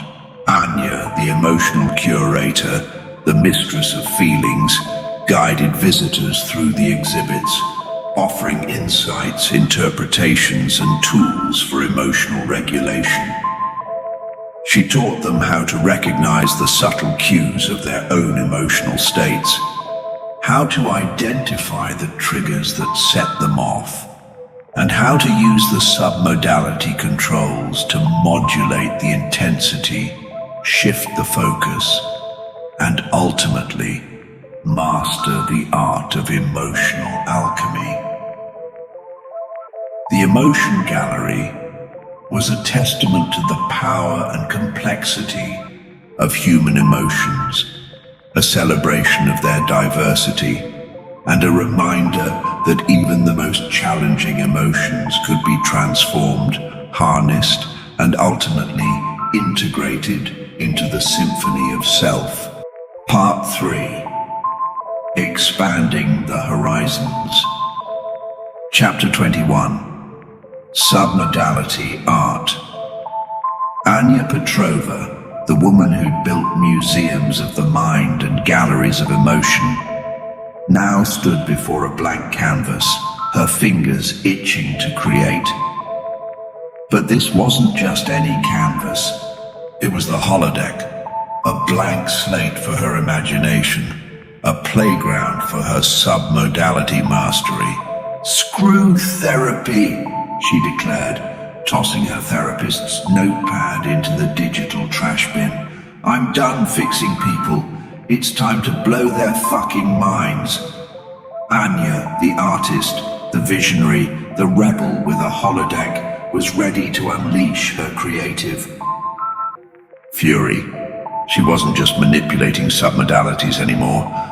She was sculpting them, shaping them, weaving them into a tapestry of sensory experience that transcended the boundaries of conventional art. She started with a simple emotion: joy. With a flick of her wrist, she conjured a swirling vortex of vibrant colors, a symphony of light and laughter. She stretched the colors, twisted them, molded them into fantastical shapes that danced and shimmered in the holographic air. She added textures, smooth and rough, soft and sharp, creating a tactile landscape that invited exploration and interaction. She infused the scene with sounds, playful melodies, and joyous harmonies that resonated with the visual spectacle. And she layered it all with subliminal messages, affirmations of love, acceptance, and boundless possibility. The result was a masterpiece of submodality art, an explosion of sensory experience that enveloped the viewer, transporting them to a realm of pure joy, a celebration of life, a testament to the boundless potential of the human spirit. Anya didn't stop there. She sculpted anger into jagged shards of crimson and black, fear into shadowy figures that danced on the edge of perception, and sadness into a melancholic rain that washed away the dust of sorrow. She created landscapes of the mind, surreal and breathtaking, where visitors could wander through forests of forgotten memories, climb mountains of ambition, and swim in oceans of pure consciousness. She built monuments to the human experience, sculptures that embodied the full spectrum of emotions, from the depths of despair to the heights of ecstasy. Her art wasn't just about aesthetics. It was about transformation, about healing, about awakening the dormant potential within the viewer. It was about pushing the boundaries of perception, challenging the limitations of reality, and inviting people to experience the world in a whole new way. Anya, the submodality artist, the visionary, the rebel, had created a new form of art, a fusion of technology and consciousness, a symphony of sensation that resonated with the very essence of the layered loop. And as she stood before her creations, her eyes gleaming with pride and passion, she knew that she had only just begun to explore the infinite possibilities of submodality art. The art that healed, the art that transformed, the art that blew your fucking mind. Chapter 22. Interactive Storytelling. Anya Petrova, the artist who sculpted emotions and painted with submodalities, now turned her attention to the art of storytelling. But she wasn't interested in passive narratives, in stories that unfolded on a page or a screen. She wanted to create stories you could live, worlds you could inhabit, narratives that unfolded within the very fabric of your being. "Screw books," she declared, tossing a holographic novel into the digital fireplace. "Screw movies. I'm building stories you can walk through, where the characters are your own damn emotions. The plot twists a roller coaster of submodality shifts." She entered the holodeck, her mind buzzing with narrative possibilities. The familiar space dissolved, replaced by a swirling vortex of colors and shapes, the raw material of her interactive story. With a flick of her wrist, she began to weave the narrative. The protagonist, a young woman named Ilara, materialized before her, her form shimmering with a mix of vulnerability and determination. Ilara, Anya knew, was not just a character. She was an embodiment of the viewer's own hopes, fears, and aspirations. Anya crafted a world around Ilara, a layered landscape of challenges and opportunities, where the environment itself reflected the protagonist's emotional state. As Ilara faced obstacles, the world grew darker, the shadows lengthening, the air growing heavy with doubt and despair. But as she overcame challenges, the world brightened, the colors intensified, the landscape blossoming with new possibilities. Anya introduced other characters, each one a representation of a different emotion or aspect of the self. There was the fear, a shadowy figure that lurked in the corners of Ilara's mind, whispering doubts and anxieties. There was the anger, a fiery force that fueled Ilara's determination, but also threatened to consume her.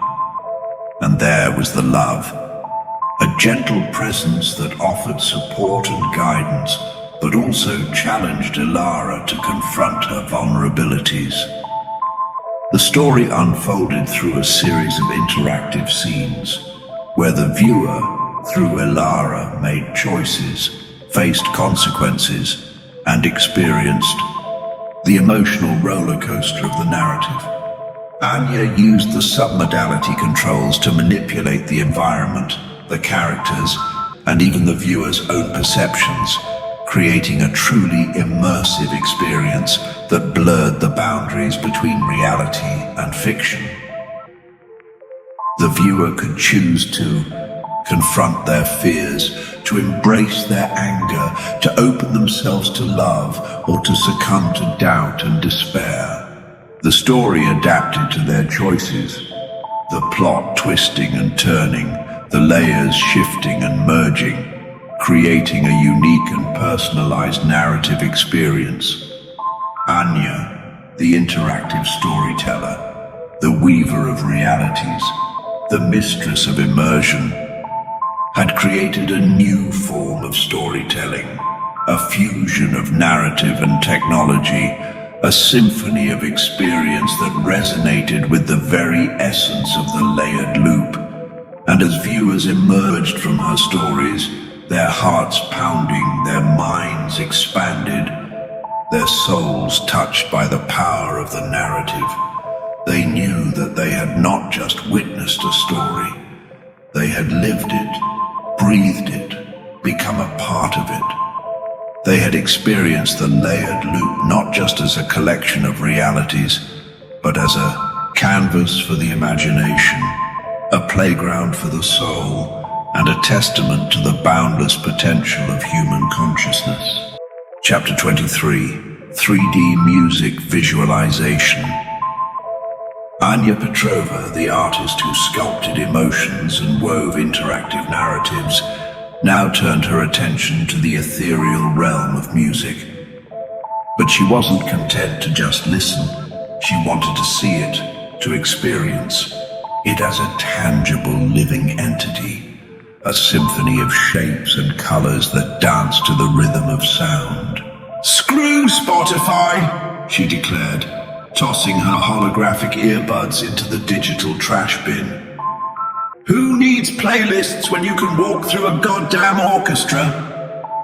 She entered the holodeck, the familiar space dissolving into a sea of swirling colors and pulsating lights, a canvas for her sonic visions. With a flick of her wrist, she activated the music visualizer, a program that translated sound waves into three-dimensional holographic forms. A classical symphony erupted from the hidden speakers, its melodies and harmonies transforming into a breathtaking ballet of shapes and colors. Violins soared as shimmering ribbons of light, their notes weaving intricate patterns in the air. Cellos pulsed as deep, resonant spheres, their vibrations rippling through the holographic space. And the timpani crashed as thunderous waves of color, their impact shaking the very foundations of the virtual reality. Anya, immersed in the symphony of sights and sounds, felt the music flow through her, its energy coursing through her veins, its rhythms resonating with her soul. She danced with the holographic forms, her movements mirroring the music's ebb and flow, her body becoming an instrument in the orchestra of light and sound. She wasn't just watching the music, she was experiencing it, feeling its textures, its temperatures, its emotional nuances. The soaring melodies lifted her spirits, the somber harmonies touched her heart, and the powerful crescendos sent shivers down her spine. Anya experimented with different genres, transforming a jazz improvisation into a smoky improvisational cityscape, a rock anthem into a pulsating, rebellious explosion of energy, and an electronic dance track into a hypnotic, trance-inducing vortex of light and sound. She invited others to experience her creations, to walk through the symphonies, to dance with the melodies, and to lose themselves in the immersive world of 3D music visualization. She saw the joy on their faces, the wonder in their eyes, as they experienced music in a way they had never imagined. Anya, the music visualizer, the conductor of light and sound, the architect of sonic landscapes, had created a new way to experience music, a symphony you could not only hear, but see, touch, and feel. She had opened up a new dimension of artistic expression, a realm where music and visuals intertwined, where the boundaries between the senses dissolved, and where the layered loop became a canvas for the symphony of existence. Chapter 24. The Dream Weaver. Anya Petrova, the woman who sculpted emotions, crafted interactive narratives, and visualized music, now turned her attention to the ephemeral realm of dreams. But she wasn't content to just experience them. She wanted to capture them, to preserve their fleeting beauty, to weave them into a tapestry of subconscious exploration. "Screw dream journals," she declared, tossing a crumpled notebook into the digital fireplace. "Who needs scribbled notes when you can build a goddamn dream world?" She entered the holodeck, not to confront fears or relive memories, but to capture the essence of her dreams. With a new device, the Dream Weaver, strapped to her head, she drifted off to sleep, her consciousness slipping into the ethereal realm of nocturnal visions. The Dream Weaver, a marvel of neurotechnological engineering, recorded her brain activity, translating the electrical impulses into holographic data. As Anya dreamed, the holodeck materialized her dreamscape, a surreal landscape of floating islands, talking animals, and gravity-defying architecture. She soared through the skies on the back of a winged serpent, its scales shimmering with iridescent colors, its breath a stream of stardust. She explored a hidden city built within the branches of a giant bioluminescent tree, its inhabitants a curious mix of humans, animals, and mythical creatures. And she danced with the moon in a starlit meadow, her laughter echoing through the dreamlike silence. When Anya awoke, the holodeck preserved her dream world, a 3D tapestry woven from the threads of her subconscious mind. She could revisit the dream, explore its hidden corners, interact with its inhabitants, and even change its course.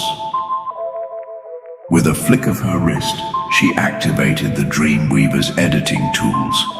She transformed the menacing shadows that had lurked in the corners of her dream into playful sprites, the crumbling ruins into majestic castles, and the unsettling silence into a symphony of dreamlike music. She invited others to experience her dream worlds, to explore their surreal landscapes, to interact with their fantastical creatures, and to discover the hidden meanings and messages woven into the fabric of her subconscious. Anya, the Dreamweaver, the mistress of the nocturnal realm, the curator of subconscious landscapes, had created a new way to experience dreams, a portal into the hidden depths of the mind, a playground for the imagination. She had transformed dreams from fleeting visions into tangible realities, from passive experiences into interactive narratives, from personal journeys into shared adventures. And as she shared her dream worlds with others, she realized that dreams were not just personal expressions.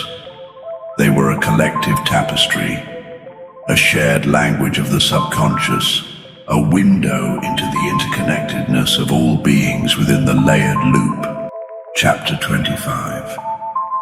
Holographic Memory Capture. Anya Petrova, the woman who danced with emotions, sculpted beliefs, and wove dreams into tangible realities, now turned her attention to the precious fragility of memory. She knew that memories were not just fleeting impressions. They were the building blocks of identity, the threads that connected the past to the present, the echoes of loved ones that lingered long after they were gone. "Screw photo albums," she declared, tossing a dusty album into the digital fireplace. "Who needs faded pictures when you can have a goddamn holographic reunion?" She had lost her grandmother, Baba Elena, a few years ago. The grief was still a dull ache in her heart, a reminder of the irreplaceable bond they had shared. But Anya, armed with the holodeck and her relentless pursuit of innovation, was determined to find a way to keep Baba Elena's memory alive. Not just in her mind, but in a tangible, interactive form. She gathered all the photos, videos, and audio recordings she could find, every scrap of data that captured Baba Elena's essence, her voice, her laughter, her love. She meticulously scanned them into the holodeck, feeding the data into a new program she had developed, the holographic memory capture. The holodeck hummed to life, its processors churning, its algorithms weaving a tapestry of memory. And then, with a soft shimmer, Baba Elena's living room materialized before Anya's eyes. It wasn't just a static image, it was a living, breathing recreation, filled with the sights, sounds, and even the smells of Baba Elena's home. The worn armchair where she used to knit, the antique clock ticking on the mantelpiece, the aroma of her famous borscht simmering on the holographic stove. Every detail was rendered with breathtaking realism. And then, Baba Elena herself materialized, her holographic form shimmering with life, her eyes twinkling with warmth and affection. She smiled at Anya, her voice recreated from the audio recordings, filling the room with its familiar melody. "Anya, my darling," she said, her voice a comforting embrace. "It's so good to see you." Anya, tears welling up in her eyes, rushed to embrace her grandmother, her arms wrapping around the holographic form, the sensation surprisingly real, the warmth of her presence a tangible comfort. They spent hours together, reminiscing, laughing and sharing stories.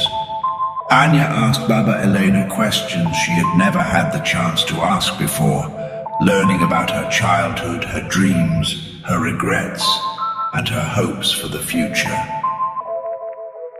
And as the holographic sun set on their virtual reunion, Anya felt a profound sense of peace, a feeling of connection that transcended the boundaries of life and death. A realization that Baba Elena's memory was not just preserved, but alive within the layered loop. Anya, the memory weaver, the keeper of the past, the bridge, builder between worlds, had created a new way to honor the departed, a way to keep their memories alive.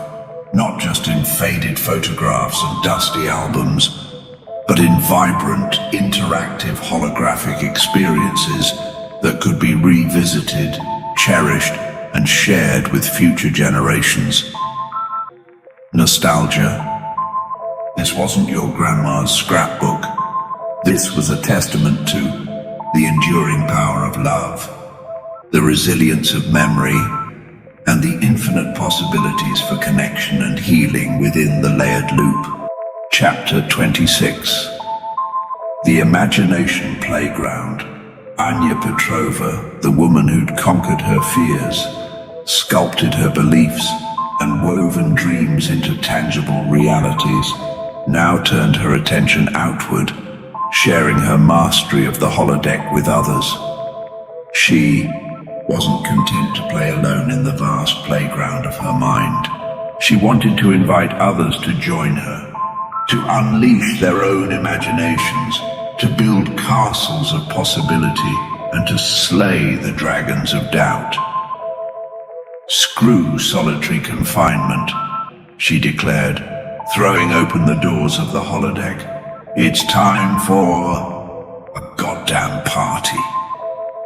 She invited shifters, cartographers, and even a few curious shepherds to join her in the Imagination Playground, a collaborative space where the only limit was the collective imagination of its participants. The holodeck shimmered, transforming into a vast, ever-changing landscape, a canvas for shared creation. Mountains rose and fell at the whim of a thought. Rivers flowed in directions dictated by a gesture, and entire cities materialized from the collective consciousness of the participants. Anya, the playground director, the facilitator of imagination, encouraged them to explore, to experiment, and to express themselves without fear of judgment or limitation. She provided them with tools and techniques for manipulating the holographic environment, for shaping the submodalities of their perceptions, and for co-creating a reality that reflected their shared dreams and aspirations. They built castles of clouds, their spires reaching towards the digital heavens, their walls shimmering with iridescent colors. They sculpted fantastical creatures, their forms a blend of myth and imagination, their movements a symphony of grace and power.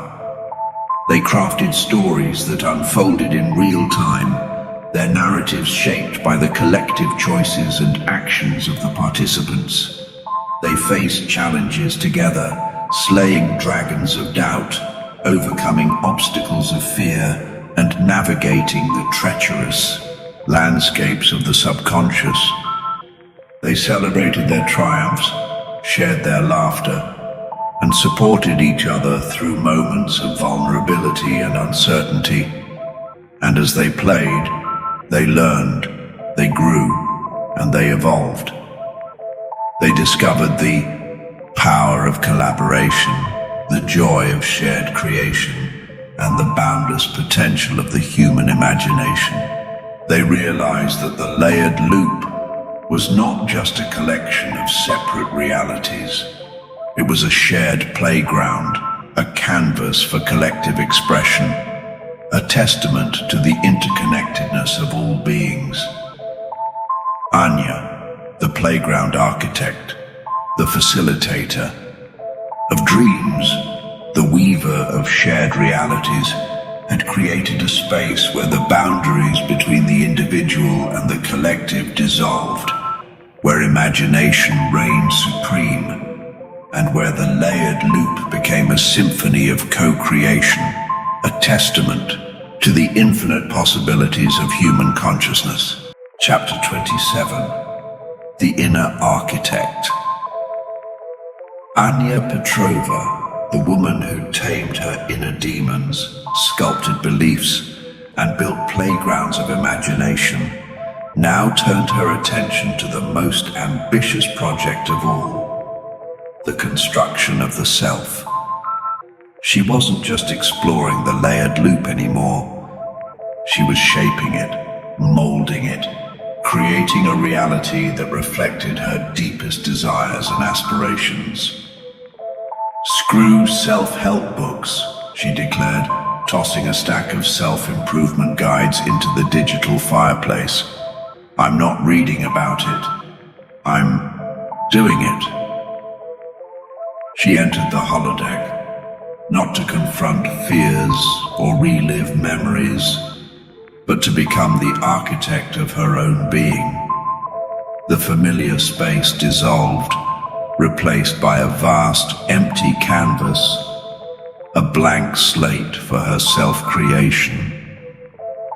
With a flick of her wrist, she activated the submodality controls, her fingers dancing across the holographic interface.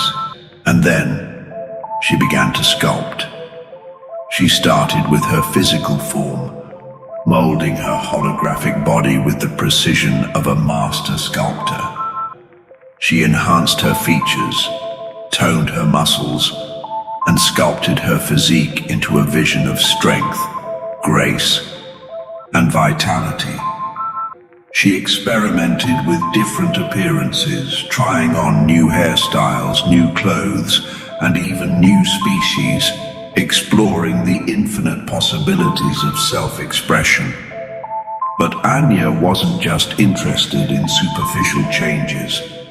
She wanted to reshape her inner landscape, to cultivate the qualities and characteristics that she admired, to become the best version of herself. She sculpted her emotions, amplifying the joy, the compassion, and the courage, while dimming the fear, the anger, and the self-doubt. She built a fortress of resilience around her heart, a shield of confidence around her mind, and a beacon of hope that shone brightly from within. She crafted her beliefs, replacing limiting thoughts with empowering affirmations, doubts with convictions, and insecurities with unwavering self-acceptance.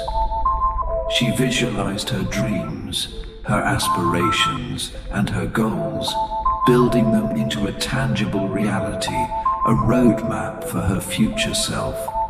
And as she sculpted, she learned, she grew, and she evolved. She discovered hidden strengths, unearthed dormant talents, and embraced the full spectrum of her being. She realized that the self was not a fixed entity, but a work in progress, a constantly evolving masterpiece. Anya, the inner architect, the sculptor of self, the master of her own destiny, had created a new reality. A reality that reflected her deepest desires, her highest aspirations, and her unwavering belief in the infinite potential of the human spirit. And as she stepped out of the holodeck into the vibrant chaos of the layered loop, she carried with her a newfound confidence, a radiant energy, and a sense of purpose that illuminated her path. She was Anya Petrova, the woman who had built herself brick by holographic brick into the person she was always meant to be. Chapter 28. The Memory Weaver. Anya Petrova, the architect of her own being, the sculptor of emotions, and the dream weaver, now turned her attention to the intricate tapestry of her past. She knew that memories weren't just static records. They were living entities, fluid and malleable, constantly being reshaped by the passage of time and the shifting perspectives of the present. "Screw nostalgia," she declared, tossing a dusty photo album into the digital fireplace. "The past isn't a museum, it's a goddamn workshop." She entered the holodeck, not to relive her memories, but to reimagine them, to weave them into a new narrative, a tapestry of self that was both honest and empowering. With a flick of her wrist, she activated the Memory Weaver, a program that allowed her to access and manipulate her memories with unprecedented precision. The holodeck materialized a vast, swirling landscape of memories, each one a shimmering thread in the tapestry of her life. Anya reached out, her fingers tracing the threads, her consciousness diving into the depths of her past. She revisited her childhood, her adolescence, her triumphs and her failures, her joys and her sorrows, all rendered in vivid holographic detail. But she wasn't just passively observing. She was actively interacting, reshaping the memories, reframing the experiences, and weaving a new narrative that reflected her current understanding of herself and her place in the layered loop. She took the painful memories, the scars of past traumas, and softened their edges, dimmed their colors, and transformed their meanings. She turned the fear into courage, the anger into determination, and the sadness into a quiet strength. She revisited her triumphs, amplifying their brilliance, enhancing their colors, and celebrating their significance. She transformed the faded memories into shining beacons, reminders of her resilience, her strength, and her capacity for growth and transformation. And as she wove the tapestry of her past, she discovered new connections, new patterns, and new meanings. She saw how her experiences, both positive and negative, had shaped her into the woman she was today, a guardian of the loop, a champion of consciousness, a master of her own reality.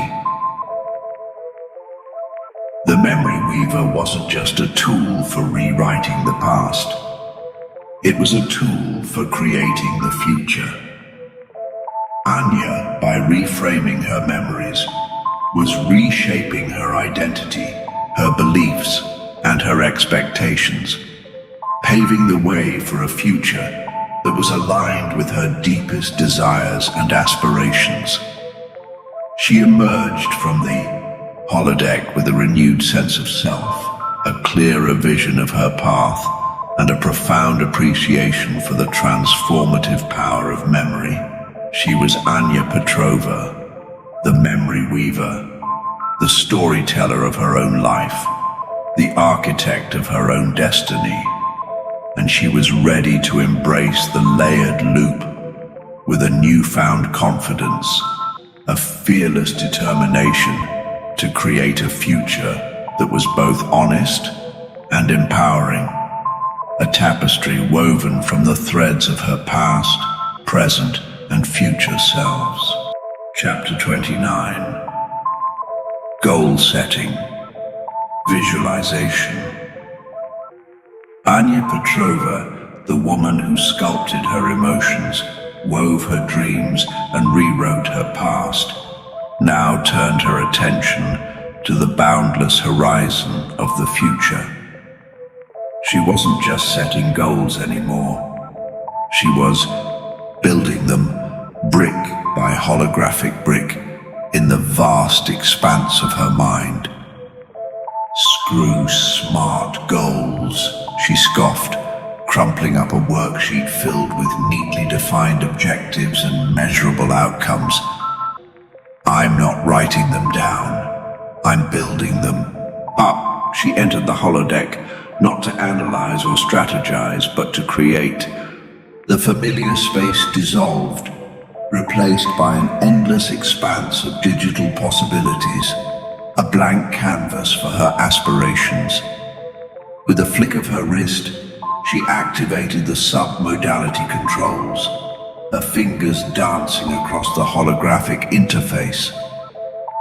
And then she began to build. Towering monuments of achievement rose from the digital ground, their spires piercing the holographic sky. Each brick represented a step forward, a milestone reached, a challenge overcome. Each window offered a glimpse of the future, a vision of the rewards that awaited her at the summit. She wasn't just visualizing her goals, she was experiencing them, feeling the thrill of accomplishment, the satisfaction of progress, the unwavering belief that anything was possible. Want to write a best-selling novel? Anya wasn't just outlining chapters. She was climbing the winding staircase of her holographic skyscraper, each floor a completed chapter, each landing a moment of reflection and celebration. She could feel the weight of the book in her hands, smell the ink on the pages, and hear the roar of the crowd as she accepted her literary award. Want to travel the world? Anya wasn't just pinning destinations on a map. She was scaling the holographic Matterhorn, the wind whipping through her hair, the breathtaking view of the Swiss Alps spread out before her. She could taste the spicy curries of India, feel the warm sand of the Caribbean beaches between her toes, and hear the ancient chants echoing through the temples of Angkor Wat. Want to master a new skill? Anya wasn't just practicing scales or memorizing formulas. She was ascending the holographic Mount Olympus, each step a new level of mastery, each plateau a breathtaking vista of knowledge and expertise.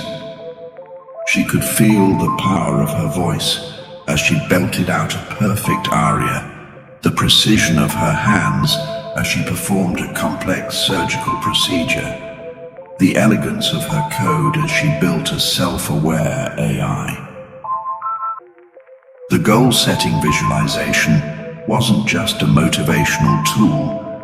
It was a transformative experience, a journey of self-discovery, a testament to the boundless potential of the human spirit. And Anya, the architect of her own destiny, the builder of her own dreams, was ready to climb those towers, to explore those worlds, to master those skills, to become the woman she was always meant to be. Motivation? It wasn't just a fleeting feeling anymore. It was a gravitational pull, an irresistible force that propelled her forward towards the summit, towards the realization of her dreams, towards the endless possibilities of the layered loop.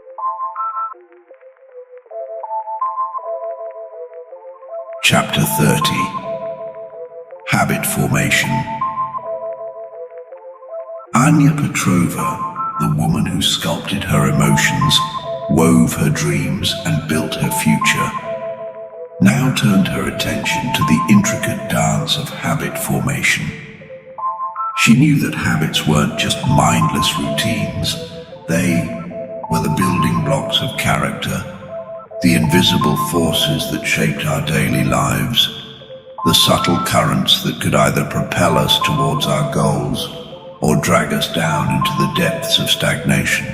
"Screw willpower," she declared, tossing a self-help book on habit formation into the digital fireplace. "I'm not relying on discipline. I'm building a goddamn habit-forming machine." She entered the holodeck, not to analyze or strategize, but to create.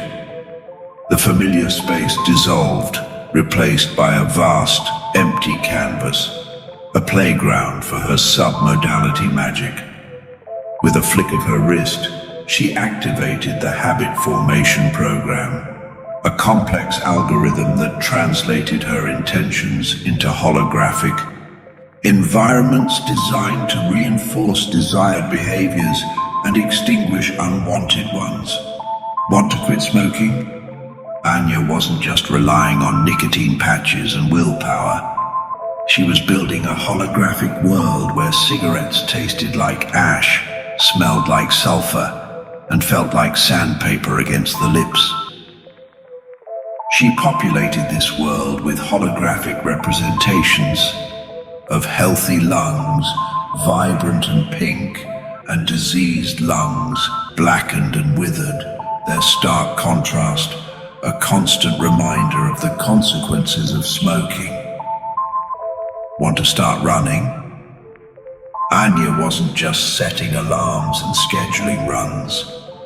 She was creating a holographic racetrack where the cheering crowds, the rhythmic beat of the music, and the exhilarating feeling of wind rushing through her hair made running an irresistible pleasure.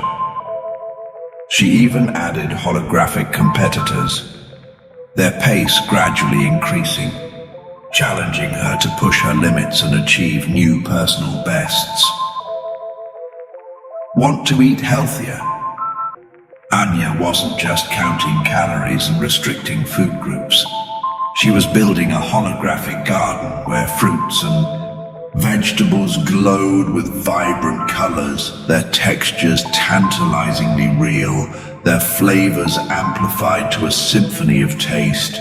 She filled the garden with holographic representations of healthy bodies, lean and strong, their energy and vitality a constant inspiration. The habit formation program wasn't just about creating positive and negative associations. It was about rewiring the neural pathways, reshaping the subconscious patterns, and transforming the very fabric of desire. Anya, with her mastery of submodalities, was hacking the human operating system, reprogramming the code that governed her habits and behaviors.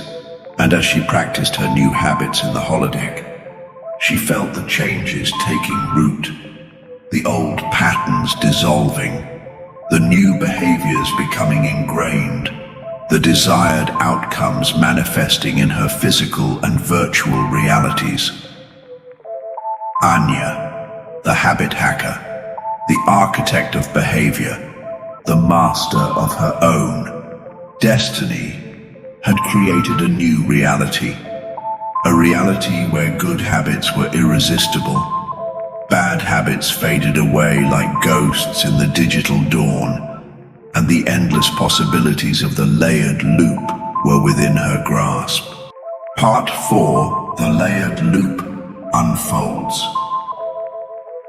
Chapter 31, Decision-Making. Anya Petrova, the woman who sculpted her reality, tamed her demons and built her future, now turned her attention to the intricate art of decision-making.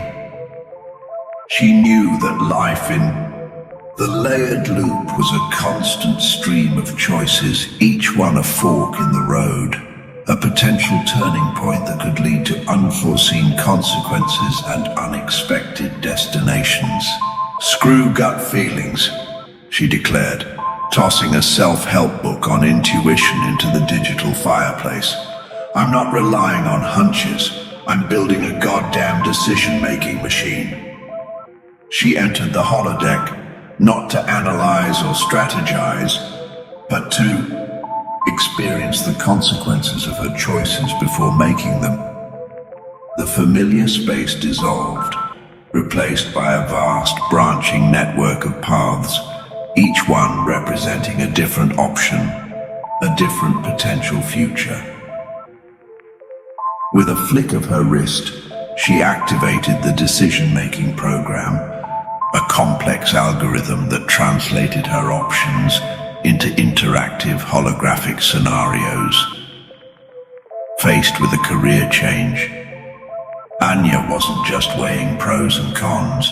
She was walking down each career path, experiencing the daily routines, the challenges, the rewards, and the long-term implications of each choice. She could feel the weight of responsibility as a surgeon, the thrill of discovery as a scientist, the creative satisfaction as an artist, and the social impact as a teacher. Torn between two lovers, Anya wasn't just analyzing their personalities and comparing their compatibility. She was living a day in the life with each of them, experiencing the intimacy, the conflicts, the joys and the sorrows of each relationship. She could feel the warmth of their embrace, the sting of their disagreements, the comfort of their companionship, and the pain of their potential departure. Facing a moral dilemma, Anya wasn't just consulting ethical frameworks and weighing moral principles. She was walking through the consequences of each choice, witnessing the ripple effects of her actions on others, feeling the weight of responsibility, and experiencing the emotional and social ramifications of her decisions. The decision-making program wasn't just about visualizing potential outcomes. It was about feeling them, experiencing them with every fiber of her being, allowing her subconscious mind to process the information and guide her towards the choice that resonated with her deepest values, her authentic desires, and her ultimate purpose within the layered loop. Anya, the decision architect, the master of her own fate, the navigator of the layered loop, had created a new tool for navigating the complexities of choice. She had transformed decision-making from a logical process into an experiential journey, a quest for self-discovery, a dance with the possibilities of the future. And as she emerged from the holodeck, her mind clear, her heart resolved, her path illuminated, she knew that she had made the right choice. The choice that resonated with her soul, the choice that would lead her towards the next chapter in her endless journey through the layered realities. Chapter 32. Conflict Resolution. Anya Petrova, the woman who danced with her fears, sculpted her beliefs, and built her future, now turned her attention to the inevitable clashes that arose in the layered loop. Conflicts, disagreements, and Outright brawls were as much a part of the human experience as love, joy, and sorrow. But Anya, with her mastery of the holodeck and her knack for creative solutions, wasn't about to let those conflicts fester and escalate. "Screw passive aggression," she declared, tossing a self-help book on conflict resolution into the digital fireplace. "I'm not about to sit around and stew in resentment. It's time to take this shit to the holodeck." She wasn't interested in mediation or compromise. She wanted to create a space where conflicts could be played out, explored, and ultimately resolved, not through suppression or avoidance, but through a healthy dose of holographic catharsis.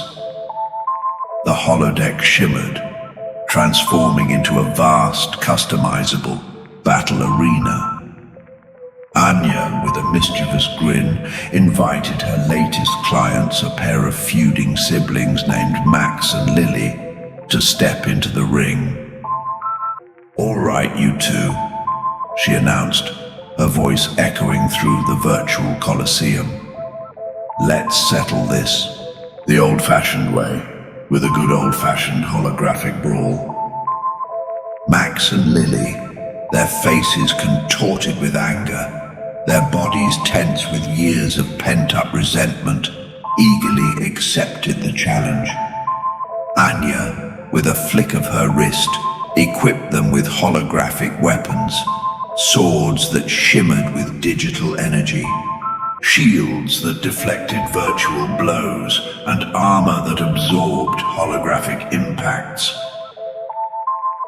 The battle commenced, the siblings clashing in a flurry of digital sparks and simulated sound effects.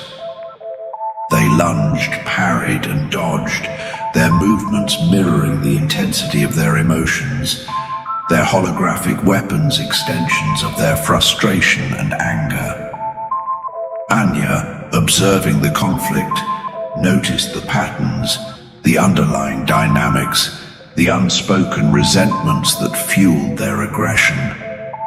She subtly manipulated the environment, shifting the terrain, introducing obstacles, and even altering the gravity, forcing them to adapt, to cooperate, and to find new ways of interacting.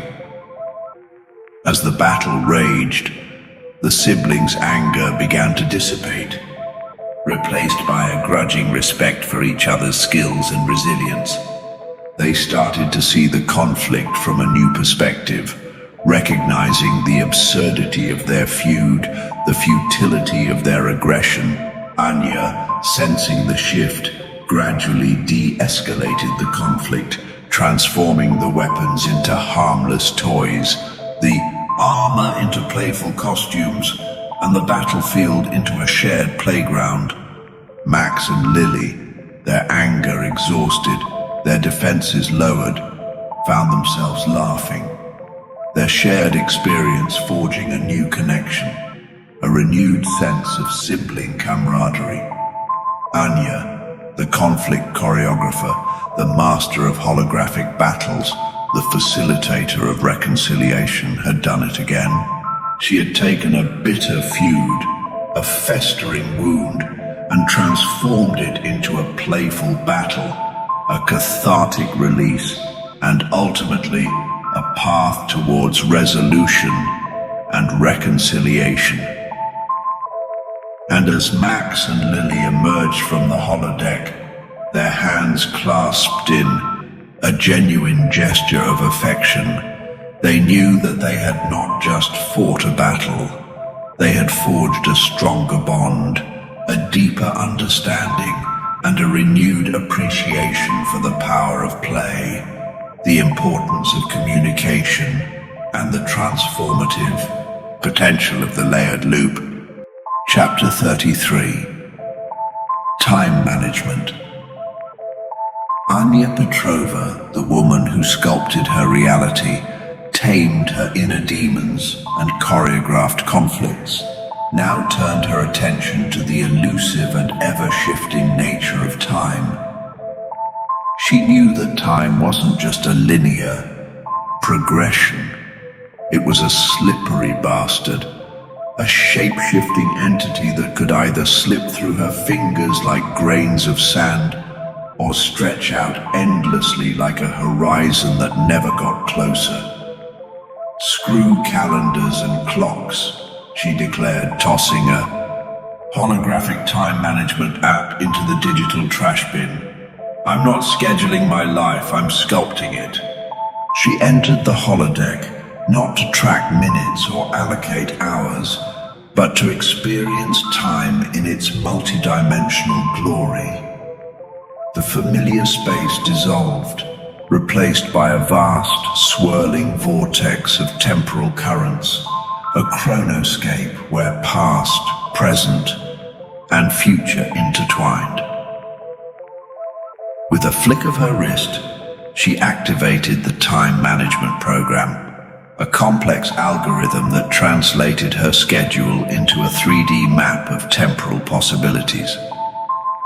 Deadlines loomed as towering cliffs, appointments materialized as shimmering pathways, and chores manifested as playful obstacles, their size and shape reflecting their urgency and importance. Anya, the time sculptor, the mistress of moments, could now manipulate time itself. Feeling overwhelmed by a looming deadline? No problem, just stretch that cliff, extend that pathway, create more space to breathe, to plan, to execute. Dreading a tedious chore, shrink it down, turn it into a game, a playful challenge that could be completed with a flick of the wrist and a mischievous grin. She wasn't just managing time. She was playing with it, bending it to her will, finding the flow state where everything just worked.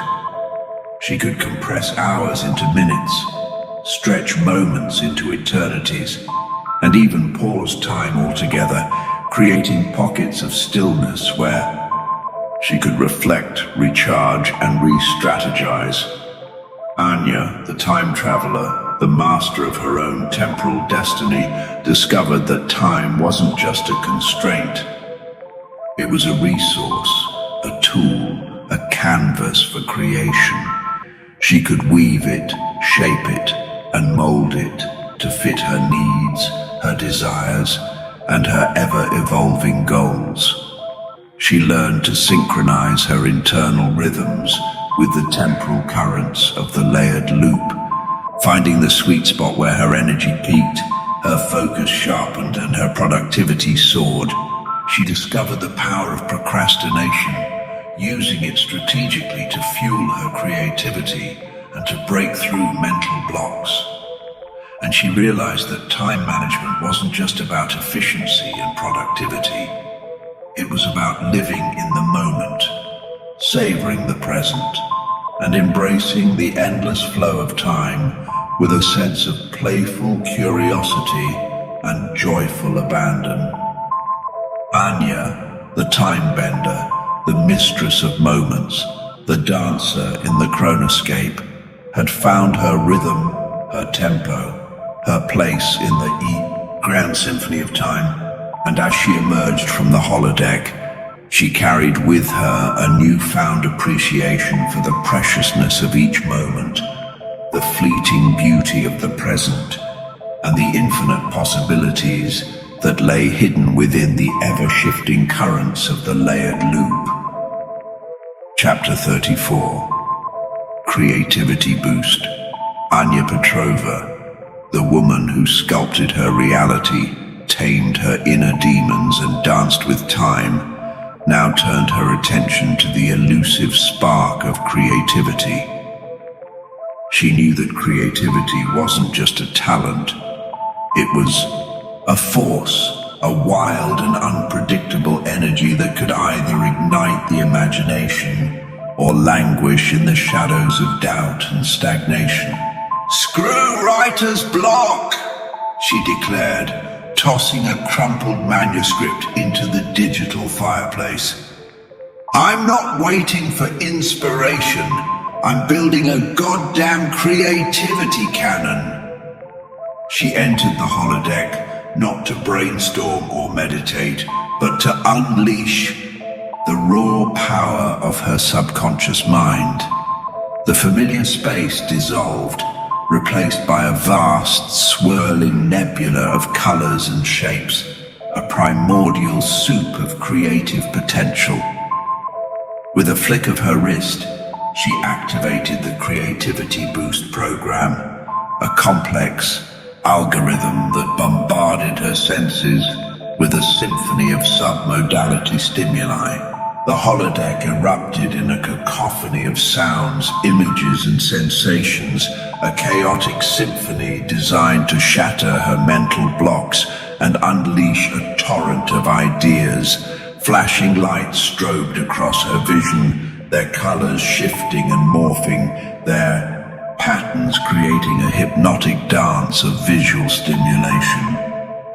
Discordant melodies clashed and intertwined, their rhythms jarring her out of her habitual thought patterns, their dissonances sparking unexpected connections and associations. Strange textures prickled her skin, their unexpected sensations jolting her senses awake, their unfamiliar forms triggering a cascade of novel ideas. Anya, immersed in the chaotic symphony, felt her mind expand, her imagination ignite. Her creative energy surged through her like a bolt of lightning. Ideas, wild and untamed, erupted from the depths of her subconscious, swirling and dancing like fireflies in the holographic night. She saw new possibilities, new connections, new perspectives. She envisioned stories unfolding in unexpected directions, characters taking on new dimensions, and worlds colliding in a kaleidoscope of creative expression. She grabbed those ideas, those fleeting sparks of inspiration, and molded them, shaped them, and gave them form. She sculpted them into holographic prototypes, sketched them onto virtual canvases, and wove them into interactive narratives. The Creativity Boost wasn't just about generating ideas. It was about breaking free from the constraints of conventional thinking, about shattering the limitations of self-doubt, and about unleashing the raw power of the subconscious mind. Anya, the creativity catalyst, the imagination igniter, the mistress of inspiration, had created a new tool for unlocking the creative potential within herself and others. She had transformed the holodeck into a crucible of innovation, a playground for the imagination, a breeding ground for groundbreaking ideas. And as she emerged from the holodeck, her mind buzzing with possibilities, her heart filled with a creative fire, she knew that she had found the key to unlocking the boundless potential of the layered loop, a reality where anything was possible, where imagination reigned supreme, and where the symphony of creation played on, forever evolving, forever expanding, forever revealing new wonders and new possibilities. Chapter 35. Mindfulness Enhancement. Anya Petrova, the woman who sculpted reality, danced with time, and ignited creativity, now turned her attention to the elusive art of mindfulness. She knew that finding inner peace wasn't just about relaxation. It was a goddamn battle against the incessant chatter of the monkey mind, a constant struggle to silence the doubts, anxieties, and distractions that cluttered the layered loop. "Screw meditation retreats," she declared, tossing a meditation cushion into the digital fireplace. "I'm not sitting on a goddamn mountaintop, I'm building a Zen garden in my mind." She entered the holodeck, not to escape reality, but to create a sanctuary within it, a space where she could cultivate mindfulness, find inner peace, and connect with the deeper currents of consciousness that flowed through the layered loop. The familiar space dissolved, replaced by a serene Japanese garden, a haven of tranquility amidst the digital chaos. A gentle stream trickled over smooth stones, its murmuring melody a soothing balm for the soul. Cherry blossom trees swayed in the breeze, their delicate petals raining down like pink snowflakes. And a miniature pagoda, its roof adorned with intricate carvings, offered a quiet space for contemplation and reflection. Anya, the Zen architect, the mistress of mindfulness, had crafted a 3D sanctuary where the only sound was the gentle rustling of digital leaves, the only movement the slow, deliberate dance of koi fish in the crystal-clear pond. She sat in the center of the garden, her breath slowing, her mind quieting, her awareness expanding to encompass the subtle beauty of the holographic environment. She felt the cool moss beneath her fingertips, the gentle breeze against her skin, the warmth of the sun on her face. She inhaled the fragrance of cherry blossoms, the earthy scent of moss, and the subtle sweetness of the digital air. And as she immersed herself in the sensory experience, her monkey mind began to quiet down. The incessant chatter of thoughts subsided, replaced by a peaceful stillness, a sense of presence, a connection to the deeper currents of consciousness that flowed through the layered loop. Anya wasn't just meditating, she was experiencing mindfulness, feeling its transformative power, its ability to calm the mind, to heal the body, and to connect her with the deeper wisdom and compassion that resided within her. She explored the garden, her footsteps silent on the soft moss, her movements graceful and deliberate. She practiced mindful walking, paying attention to each step, each sensation, each breath. She sat by the pond, observing the koi fish, their movements a meditation in motion, their graceful dance a reminder of the interconnectedness of all things. And as she deepened her practice, she discovered new layers of awareness, new dimensions of perception, new possibilities for connection and understanding. She realized that mindfulness wasn't just about quieting the mind.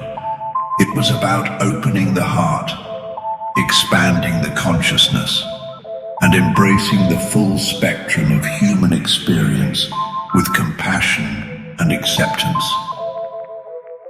Anya, the mindfulness master, the Zen architect, the guardian of inner peace, had created a sanctuary within the layered loop, a space where she could cultivate serenity, find clarity, and connect with the deeper currents of consciousness that flowed through all realities.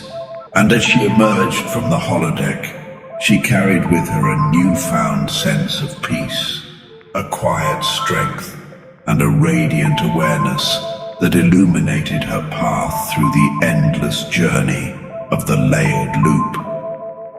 Chapter 36. Self-Awareness Expansion. Anya Petrova, the woman who sculpted reality, danced with time, and found peace in the midst of chaos, now turned her attention to the most profound mystery of all: the nature of the self. She wasn't just asking, "Who am I?" anymore. She was diving deep into the depths of her own consciousness, exploring the hidden corners of her being, and emerging transformed. "Screw personality tests," she declared, tossing a stack of questionnaires into the digital fireplace. "I'm not checking boxes. I'm charting the goddamn cosmos of my soul." She entered the holodeck, not to escape reality, but to delve deeper into it, to explore the multidimensional landscape of her own being. The familiar space dissolved, replaced by a vast, swirling nebula of thoughts, emotions, and memories, a microcosm of the layered loop itself. With a flick of her wrist, she activated the self-awareness expansion program, a complex algorithm that mapped her consciousness onto the holographic environment. Neural pathways lit up like constellations, emotions pulsed like nebulae, and memories shimmered like distant galaxies. Anya, the cosmic explorer, the navigator of her own inner universe, embarked on a journey of self-discovery. She traced the pathways of her thoughts, followed the currents of her emotions, and delved into the archives of her memories, each one a portal to a different layer of her being. She encountered the shadows of her past, the fears and insecurities that lurked in the hidden corners of her subconscious, but she also discovered hidden strengths, dormant talents, and a wellspring of compassion and resilience that she never knew she possessed. She explored the different facets of her personality, the playful child, the rebellious teenager, the ambitious young woman, and the wise and compassionate guardian of the loop. She integrated these fragmented aspects of herself, weaving them into a tapestry of self-awareness, a multidimensional portrait of her own unique and ever-evolving identity. Anya wasn't just analyzing herself, she was experiencing herself, feeling the full spectrum of her being, embracing the complexities and contradictions, the light and the shadow, the joy and the sorrow.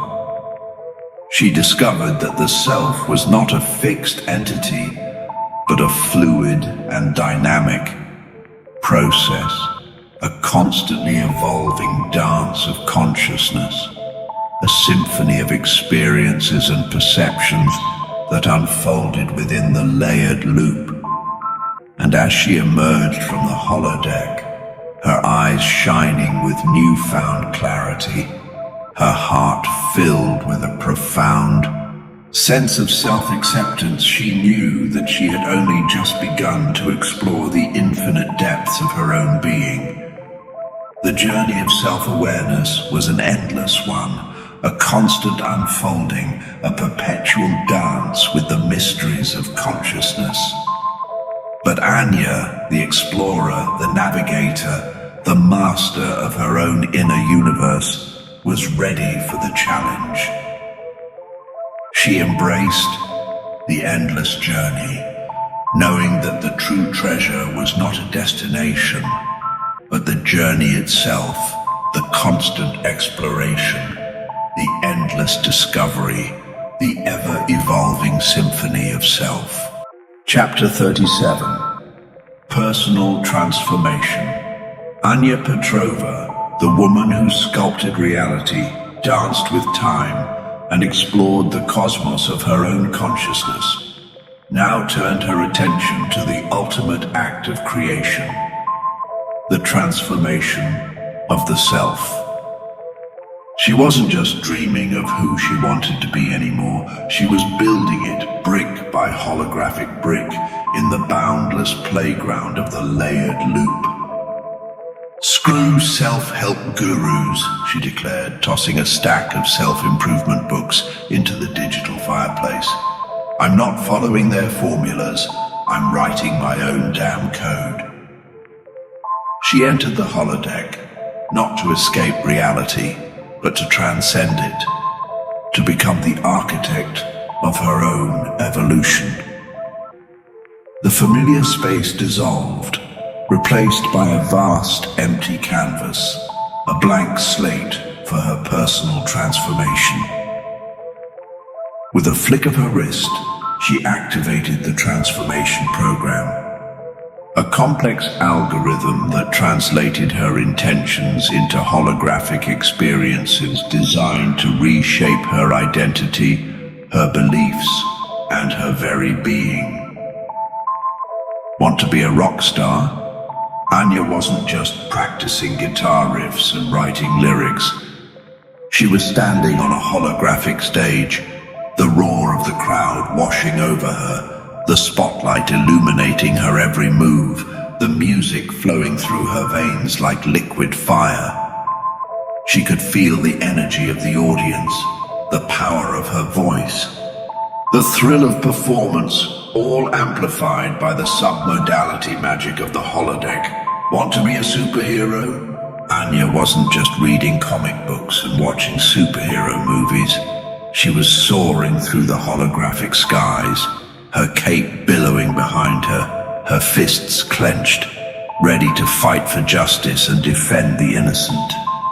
She could feel the strength surging through her muscles, the agility of her movements, the unwavering resolve in her heart, all enhanced by the submodality manipulation of her virtual reality. Want to be a goddamn saint. Anya wasn't just meditating and practicing compassion. She was walking among the holographic masses, her aura radiating with a golden light, her touch healing the sick, her words inspiring hope and forgiveness. She could feel the boundless love flowing through her, the unwavering faith in humanity, the selfless dedication to serving others, all amplified by the submodality symphony of her inner world. The transformation program wasn't just about visualization and affirmation.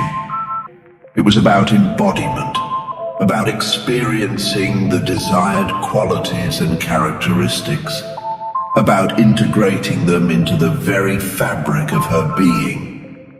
Anya, with her mastery of the holodeck, was rewiring her neural pathways, reshaping her subconscious patterns, and transforming herself from the inside out. And as she emerged from the holodeck, her eyes shining with newfound purpose, her heart filled with a radiant energy, she knew that she had become the woman she had always dreamed of being. She was Anya Petrova, the rock star, the superhero, the saint, the master of her own transformation, the architect of her own destiny.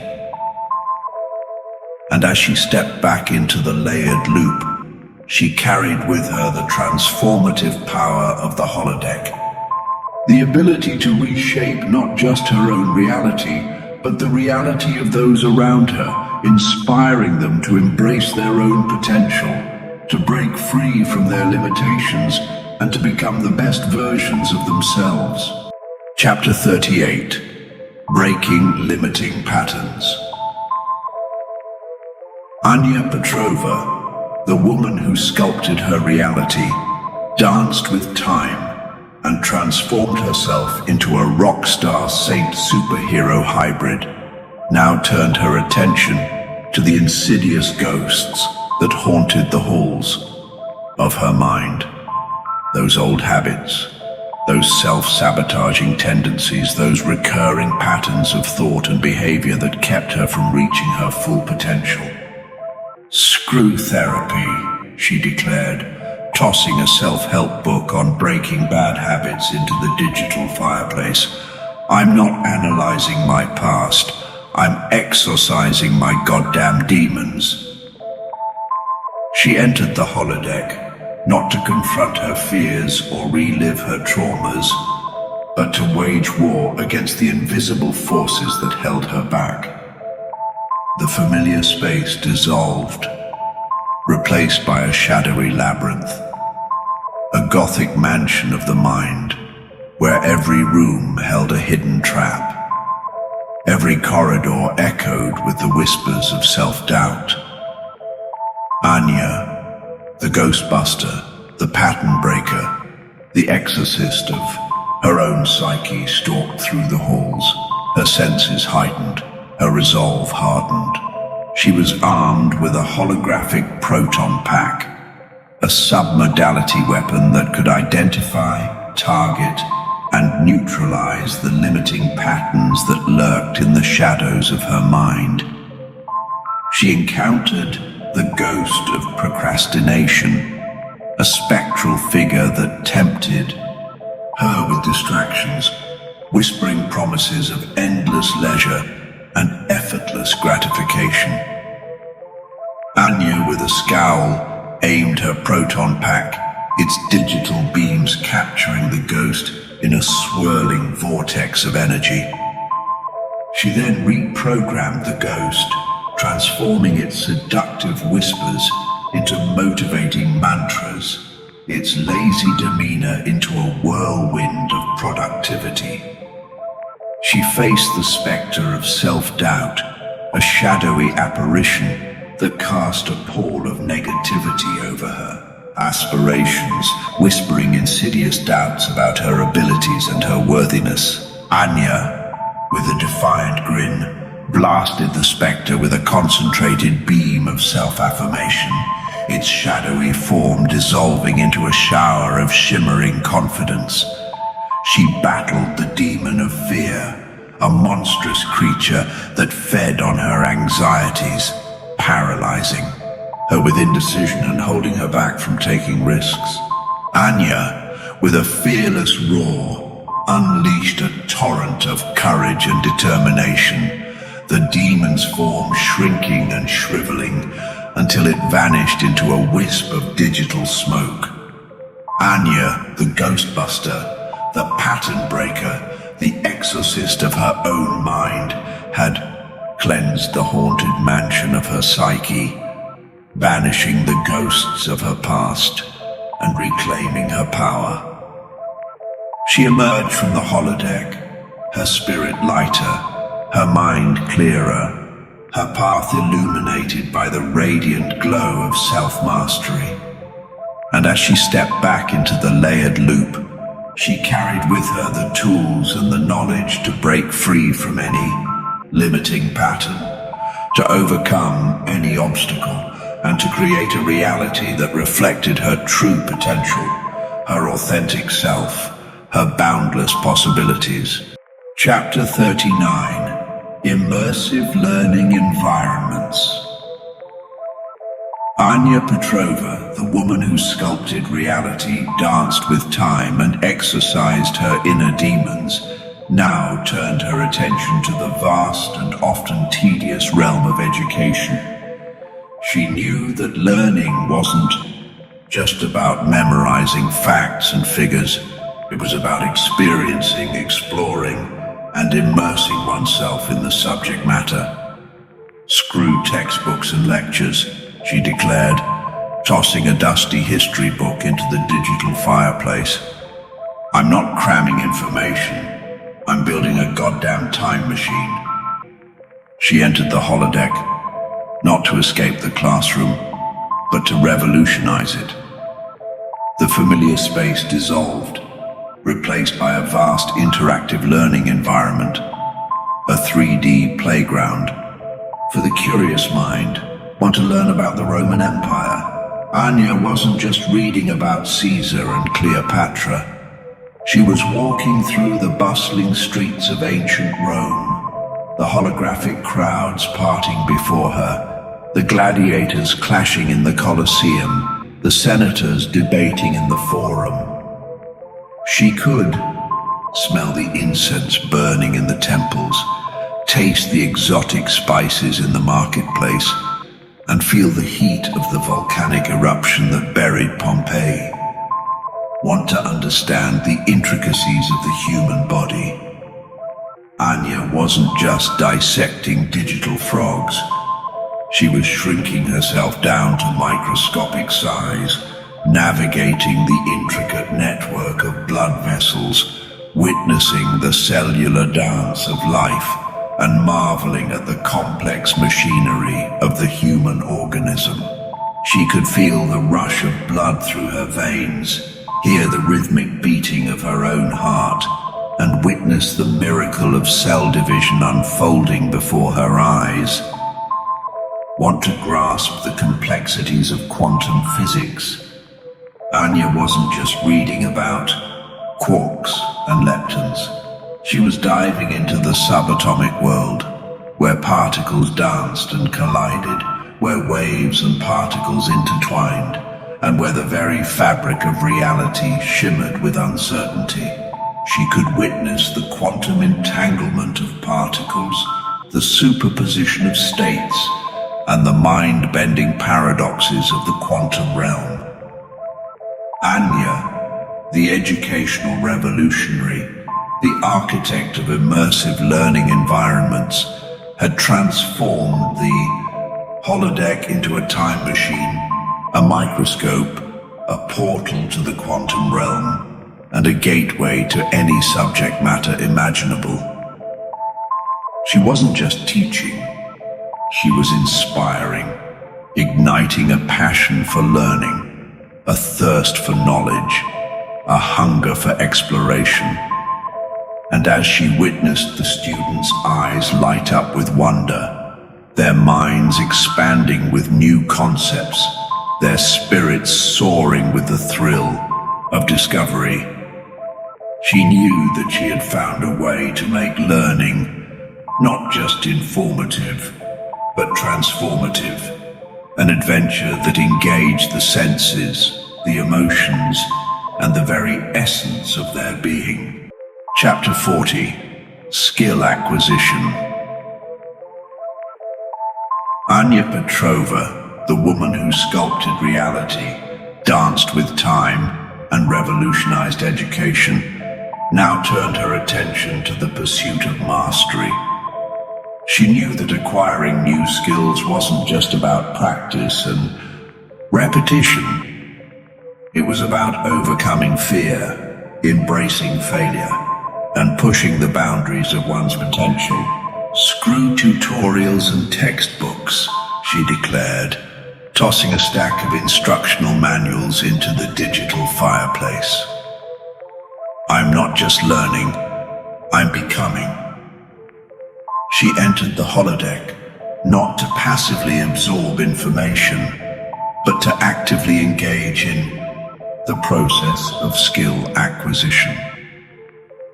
The familiar space dissolved, replaced by a vast, customizable training ground, a 3D simulator for any skill imaginable.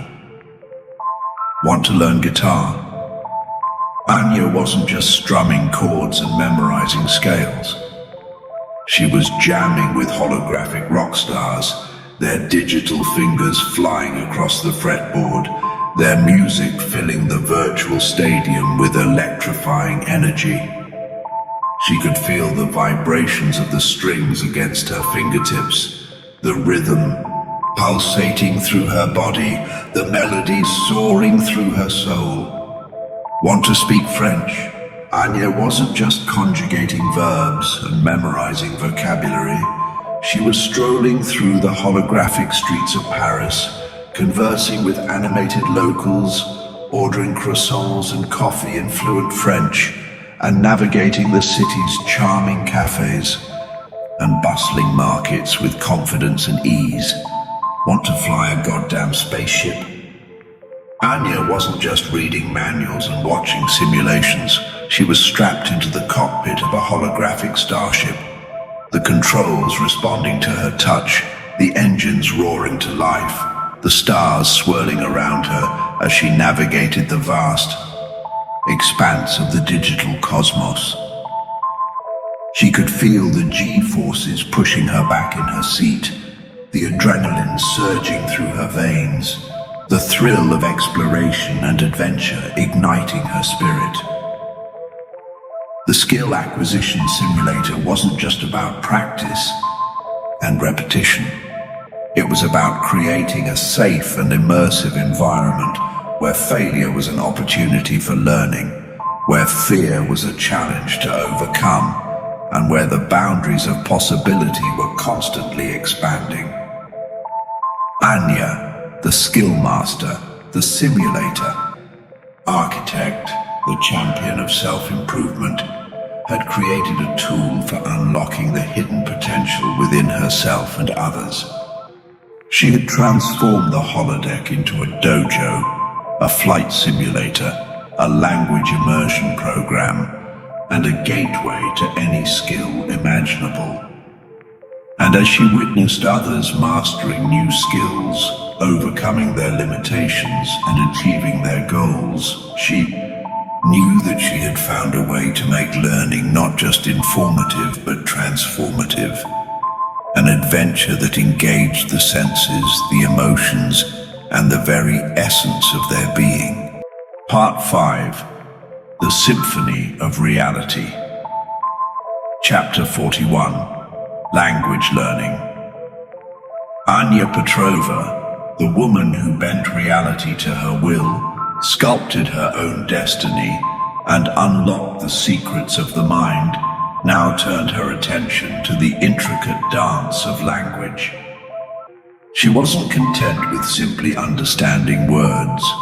She wanted to inhabit them, to taste them, to feel them, to weave them into the fabric of her being.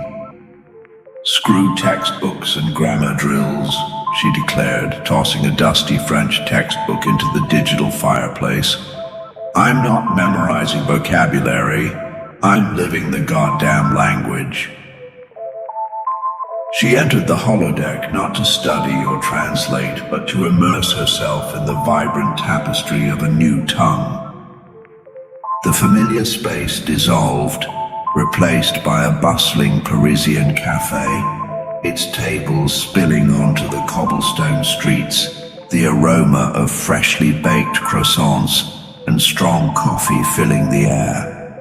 Anya, the linguistic adventurer, the polyglot explorer, found herself surrounded by animated Parisians, their conversations a symphony of unfamiliar sounds, their gestures a ballet of expressive movements.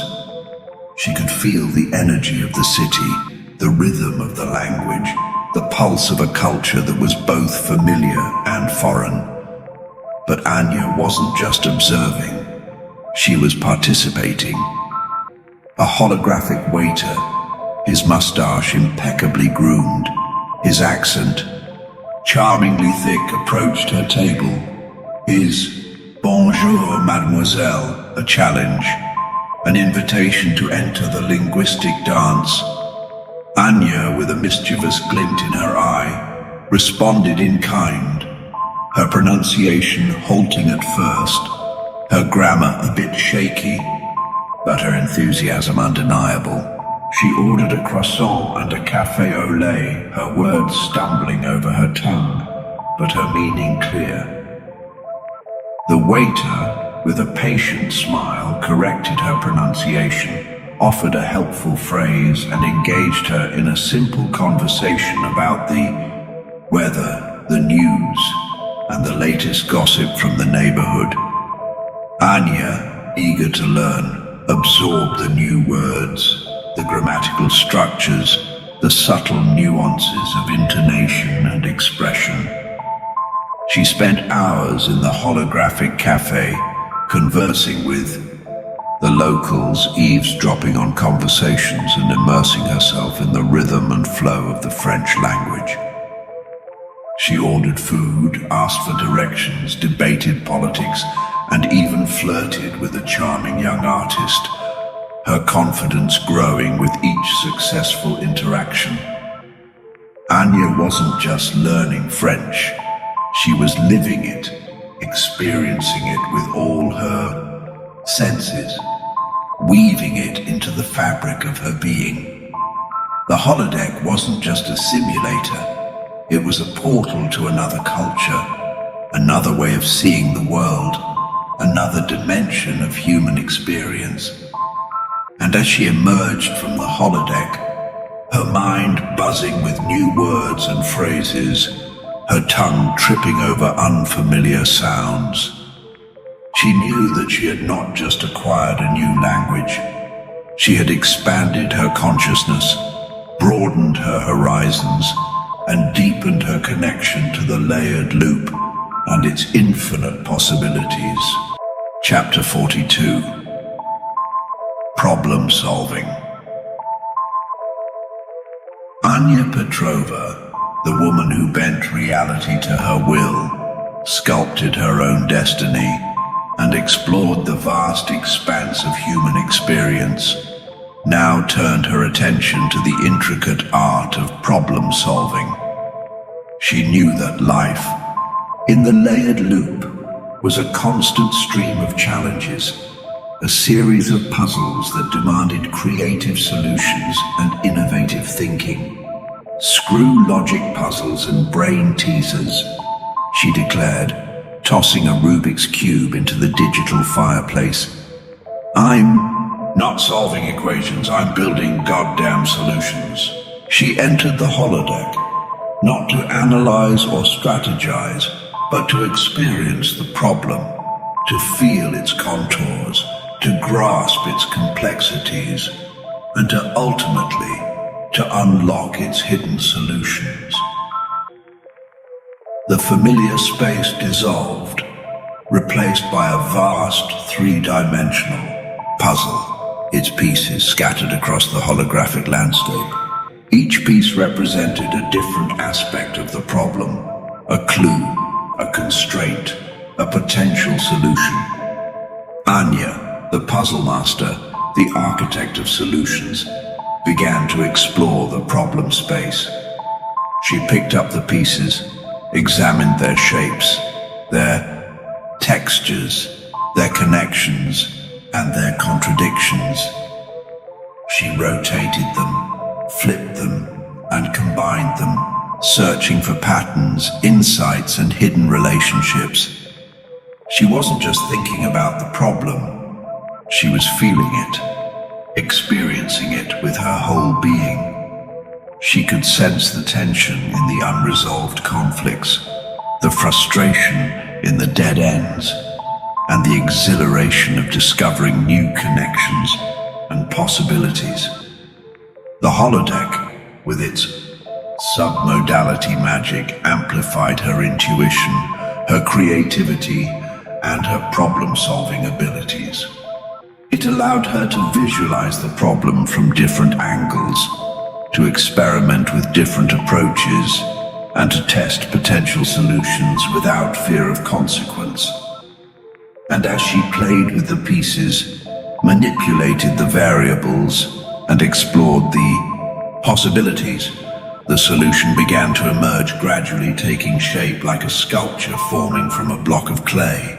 The pieces clicked into place, the connections aligned, and the puzzle resolved itself with a satisfying sense of completion. Anya wasn't just solving problems, she was creating solutions, building them from the ground up, using the holodeck as her workshop, her laboratory, her playground for innovation. She tackled complex challenges, from designing a sustainable energy source for a struggling community to resolving a diplomatic crisis between warring factions in a distant layer.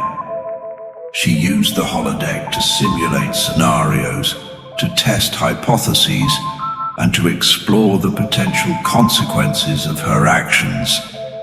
And as she solved problems, she learned, she grew, and she evolved. She developed a deeper understanding of the layered loop, its interconnectedness, its challenges, and its infinite possibilities. She honed her problem-solving skills, her creativity, and her intuition, becoming a master of innovation, a weaver of solutions, an architect of change.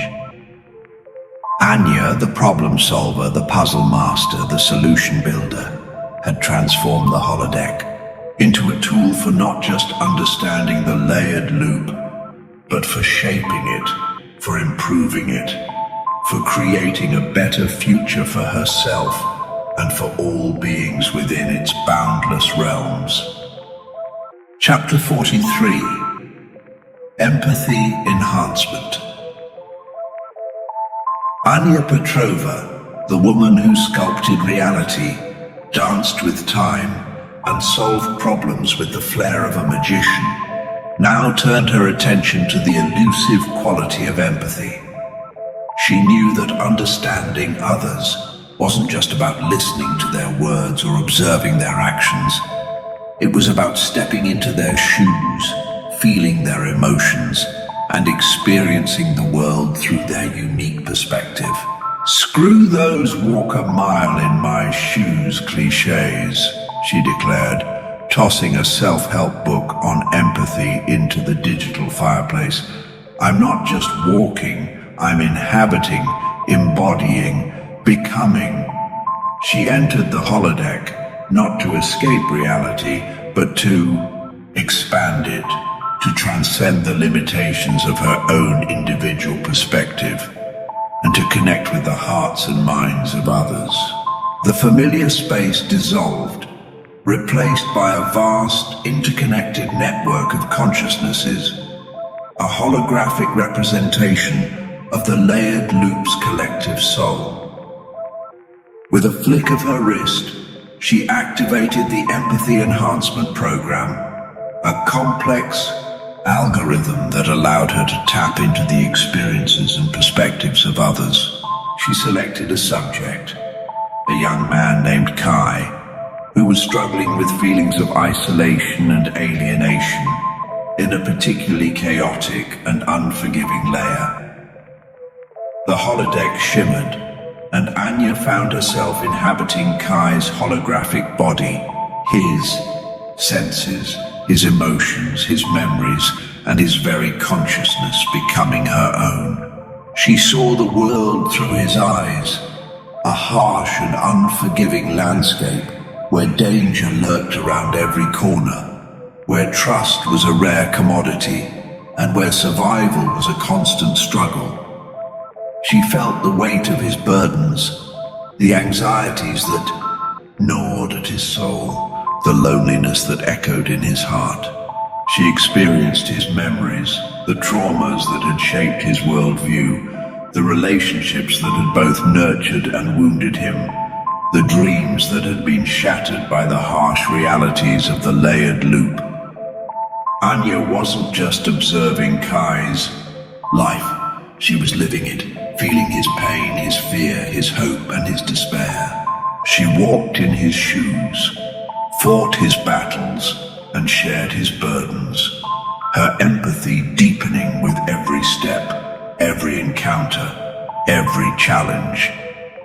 And as she immersed herself in Kai's experience, she began to understand him, not just intellectually, but emotionally, viscerally, spiritually.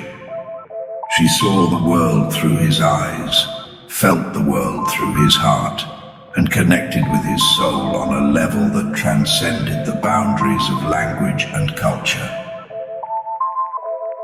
Anya emerged from the holodeck, her heart heavy with compassion, her mind expanded. With new perspectives, her soul touched by the shared humanity that connected her to Kai and to all beings within the layered loop.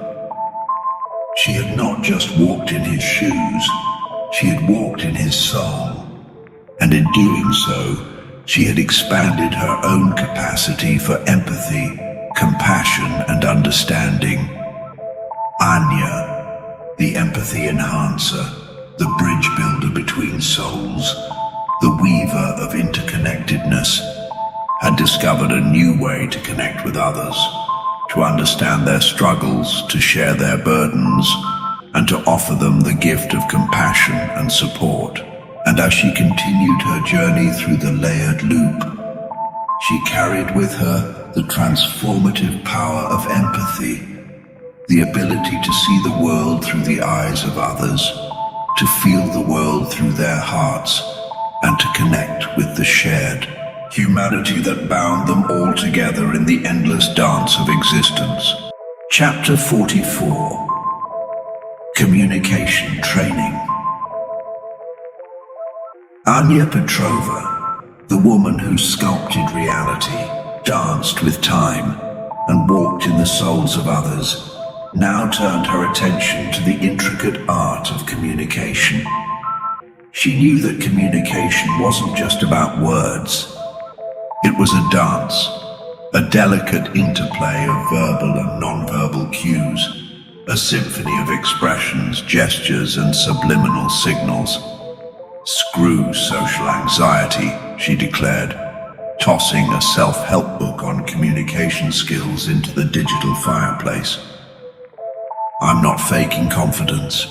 I'm building it, brick by holographic brick." She entered the holodeck, not to escape social situations, but to master them. The familiar space dissolved, replaced by a bustling cocktail party, the air filled with the clinking of glasses, the murmur of conversations, and the infectious energy of social interaction. Anya, the social architect, the conversation catalyst, the master of communication, found herself surrounded by holographic guests, their faces a mix of familiar and unfamiliar, their conversations a symphony of small talk, witty banter, and intellectual sparring. She wasn't just observing, she was participating, engaging in conversations, practicing her social skills, and experimenting with different communication styles. The holodeck, with its submodality magic, allowed her to fine-tune her voice, her gestures, and even her subconscious signals, creating a feedback loop that amplified her strengths and neutralized her weaknesses. Feeling shy, Anya could amplify her confidence, her voice projecting with a newfound clarity and authority, her posture radiating self-assurance, her eyes sparkling with charisma. Struggling with awkward silences, the holodeck would subtly fill the gaps with ambient sounds, a gentle hum of conversation, a distant laugh, a clinking of glasses, creating a seamless flow of social interaction. Want to master the art of small talk? Anya could practice with holographic experts, their conversations a masterclass in witty banter, their anecdotes a treasure trove of social currency. Need to nail that job interview? The holodeck would simulate the interview scenario, the holographic interviewer grilling her with tough questions, their feedback providing valuable insights and guidance. Anya, the social chameleon, the conversation ninja, the master of communication, explored the nuances of social interaction, the subtle art of building rapport, the delicate dance of influence and persuasion. She learned to read body language, to interpret subtle cues, and to adapt her communication style to different personalities and social contexts. And as she emerged from the holodeck, her social anxiety a distant memory, her confidence radiating like a beacon, she knew that she had not just acquired new skills, she had transformed herself into a social butterfly, a master of communication, a weaver of connections. The layered loop, with its diverse inhabitants and its endless social interactions, was no longer a source of anxiety. It was a playground for her newfound skills, a stage for her social mastery, a canvas for her to paint with the vibrant colors of human connection. Chapter 45. Brain Mapping. Anya Petrova, the woman who sculpted reality, danced with time, and mastered the art of communication, now turned her attention to the most complex and mysterious organ of all, the human brain. She wasn't content to just read about neuroscience or speculate about the nature of consciousness. She wanted to see it in action, to witness the intricate dance of neurons, to map the landscape of her own damn consciousness. Screw textbooks and diagrams, she declared, tossing a neuroscience textbook into the digital fireplace. I'm not studying the brain, I'm exploring it. She entered the holodeck, not to escape reality, but to delve deeper into it, to journey into the inner cosmos of her own mind. The familiar space dissolved, replaced by a vast, three-dimensional representation of her brain, its neural networks glowing with a vibrant bioluminescent light. Anya, the neural cartographer, the explorer of consciousness, found herself immersed in a breathtaking landscape of interconnected pathways, pulsating neurons, and cascading waves of electrical activity. She could see the different regions of her brain light up as she thought, felt, and experienced the world around her. With a flick of her wrist, she activated the brain mapping program, a complex algorithm that translated her neural activity into holographic data. She watched as her thoughts manifested as shimmering pathways. Her emotions pulsed as vibrant colors, and her memories flickered like distant stars. She explored the different regions of her brain, tracing the pathways of her senses, the circuits of her emotions, and the networks of her memories. She witnessed the intricate dance of neurons, the complex interplay of electrical and chemical signals, the symphony of activity that gave rise to her thoughts, feelings, and experiences. Anya wasn't just observing her brain, she was interacting with it, using the submodality controls to manipulate its activity, to explore its potential, and to push the boundaries of her own consciousness. She amplified her focus, sharpening her attention and enhancing her cognitive abilities. She modulated her emotions, calming her anxieties, amplifying her joy, and exploring the full spectrum of human experience. She even accessed hidden memories, reliving past experiences and reframing them with new perspectives and insights. Anya, the brain hacker, the consciousness explorer, the master of her own mind, had unlocked the secrets of her inner universe. She had mapped the landscape of her own consciousness, charted the pathways of her thoughts and emotions, and discovered the boundless potential of the human brain. And as she emerged from the holodeck, her eyes shining with newfound clarity, her mind buzzing with insights, she knew that she had only just begun to explore the infinite depths of her own being.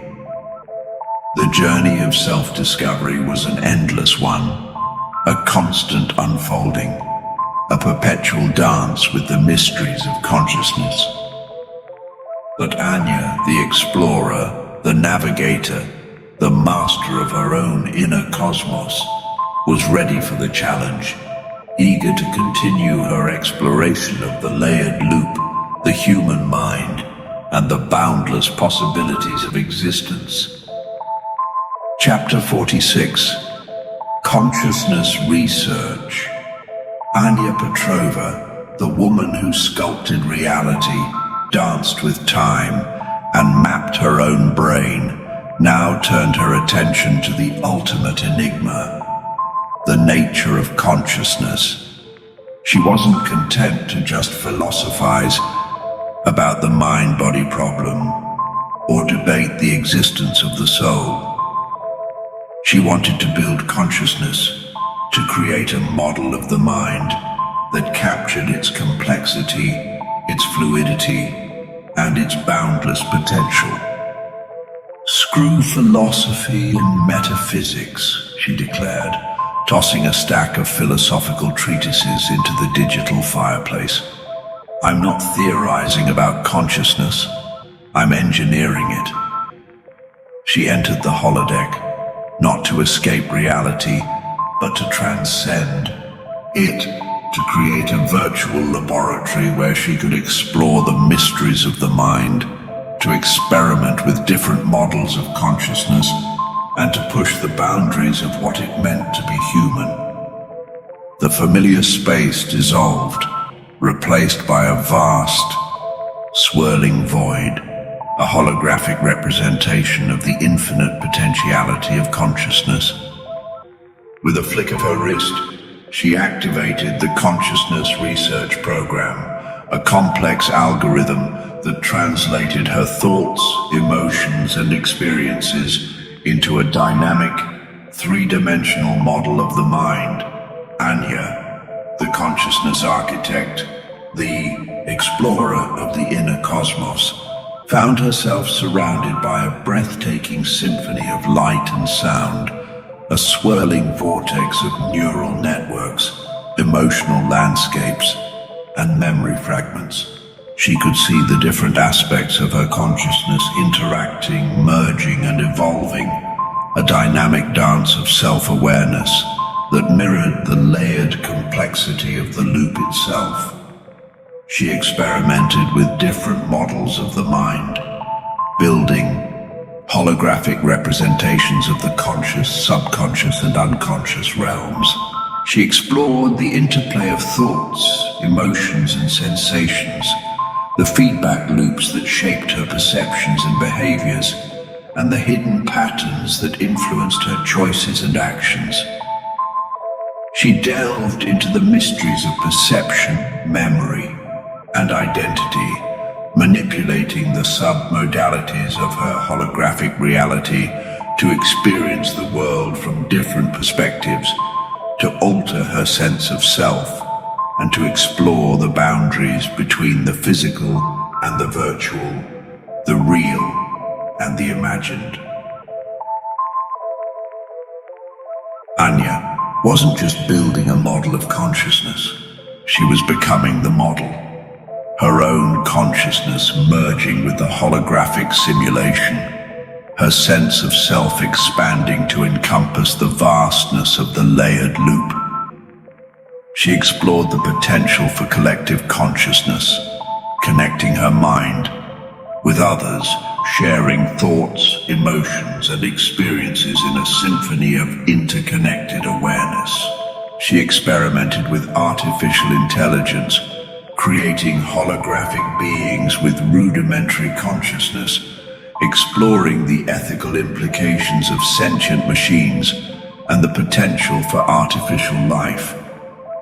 And as she pushed the boundaries of consciousness research, she began to glimpse the deeper mysteries of the layered loop, the underlying patterns that connected all realities, the ultimate purpose of the grand experiment, and the potential for transcendence beyond the limitations of individual consciousness. Anya, the consciousness explorer, the architect of the mind, the pioneer of the inner cosmos, had embarked on a journey that would lead her to the very heart of existence, to the source of all consciousness, to the ultimate reality that lay hidden within the layered loop. Chapter 47. The Nature of Reality. Anya Petrova, the woman who sculpted reality, danced with time and explored the depths of consciousness. now stood at the precipice of the ultimate question: what is real? She wasn't content with philosophical musings or abstract theories. She wanted to experience reality, to test its limits, to bend its rules, and to discover the truth behind the illusion. Screw Descartes and his "I think, therefore I am" bullshit, she declared, tossing a philosophy textbook into the digital fireplace. I'm not just thinking, I'm creating, experiencing, becoming. She entered the holodeck, not to escape reality, but to confront it, to challenge it, to redefine it. The familiar space dissolved, replaced by a swirling vortex of possibilities, a kaleidoscope of shifting perceptions, a playground for the mind that dared to question the nature of existence. Anya, the reality bender, the perception shifter, the master of illusion, began to experiment with the very fabric of her holographic world. She manipulated the submodalities of her senses, amplifying and distorting colors, sounds, textures, and even time itself.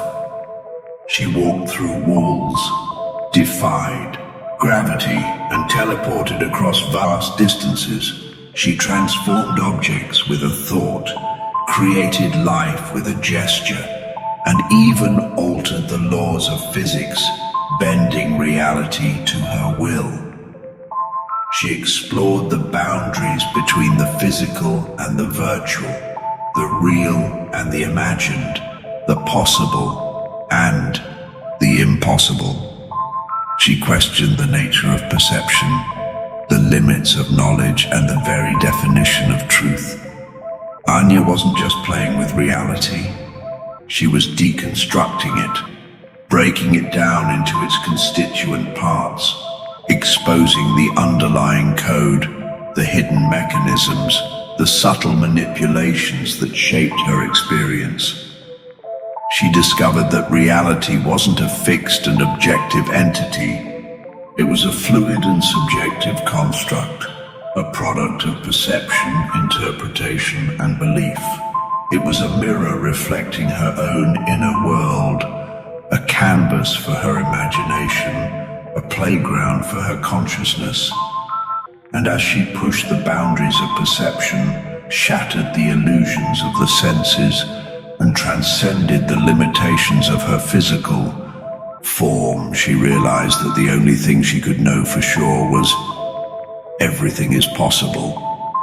The layered loop, with its infinite realities, its diverse beings, and its boundless potential, was not just a playground for her imagination. It was a testament to the fluidity of reality, the power of consciousness, and the endless possibilities of existence. Anya, the reality bender, the perception shifter, the master of illusion, had discovered the ultimate truth, that reality was not something to be defined, but something to be created, experienced, and ultimately transcended. Chapter 48. The Ethics of Influence. Anya Petrova, the woman who sculpted reality, danced with time, and questioned the very nature of existence, now found herself wrestling with a new kind of challenge: the ethics of influence. She had mastered the art of submodality manipulation, the ability to shape not only her own perceptions and experiences, but also those of others. And with that power came a profound responsibility. "Screw playing God," she muttered, tossing a book on ethics into the digital fireplace. "I'm not interested in controlling people. I'm interested in empowering them." But the line between influence and manipulation, between empowerment and control, was a blurry one. Anya had seen firsthand the seductive allure of power, the temptation to use her abilities for personal gain, to bend others to her will, to shape the layered loop in her own image. She had witnessed the dark side of submodality manipulation, the way it could be used to exploit, to deceive, and to control. She had seen the devastating consequences of unchecked influence, the shattered lives, the broken relationships, the corrupted societies. Anya, the ethical hacker, the guardian of consciousness, the champion of free will, knew that she had a responsibility to use her power wisely, to respect the autonomy of others, and to protect the layered loop from those who would seek to exploit its potential for their own selfish ends. She established a code of ethics for herself, a set of principles that guided her use of submodality manipulation. She vowed to use her power only for good, to empower others, to heal wounds, to foster understanding, and to promote the evolution of consciousness. She refused to manipulate others for personal gain, to deceive them for her own amusement, or to control them for any reason. She recognized that true power lay not in domination, but in collaboration, in co-creation, in the shared journey of exploration and discovery within the layered loop. Anya's ethical stance wasn't just a matter of personal conviction. It was a reflection of her deep respect for the layered loop and its inhabitants. She understood that the loop was a delicate ecosystem, a tapestry of interconnected realities, each with its own unique value and purpose, and she, as a guardian of the loop, had a responsibility to protect its diversity, to nurture its growth, and to ensure that its potential for good was not corrupted by the misuse of power. Anya's ethical journey was not without its challenges. She faced temptations, doubts, and even betrayals as she navigated the complex moral landscape of the layered loop.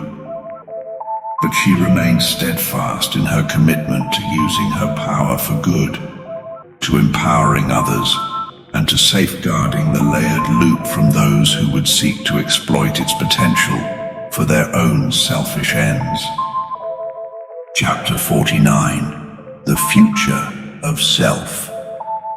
Anya Petrova, the woman who sculpted reality, danced with time and wrestled with the ethics of influence, now turned her gaze towards the vast horizon of the future. She wasn't content to simply imagine what she might become. She wanted to create it, to shape her future self with the same audacity and artistry she had applied to every other aspect of her existence within the layered loop. "Screw destiny and fate," she declared, tossing a worn-out book of prophecies into the digital fireplace. "I'm not waiting for the future to happen. I'm making it happen." She entered the holodeck, not to escape the present, but to transcend it, to step into the realm of infinite possibility, where the future self she envisioned could take shape, solidify, and ultimately become reality. The familiar space dissolved, replaced by a swirling nebula of potential, a canvas of pure possibility where time had no dominion. Anya, the future architect, the sculptor of her own destiny, activated the Self-Evolution Program, a complex algorithm that translated her aspirations, her dreams, and her deepest desires into a holographic blueprint for her future self. She sculpted her future body, enhancing her physical capabilities, refining her senses, and pushing the boundaries of human potential.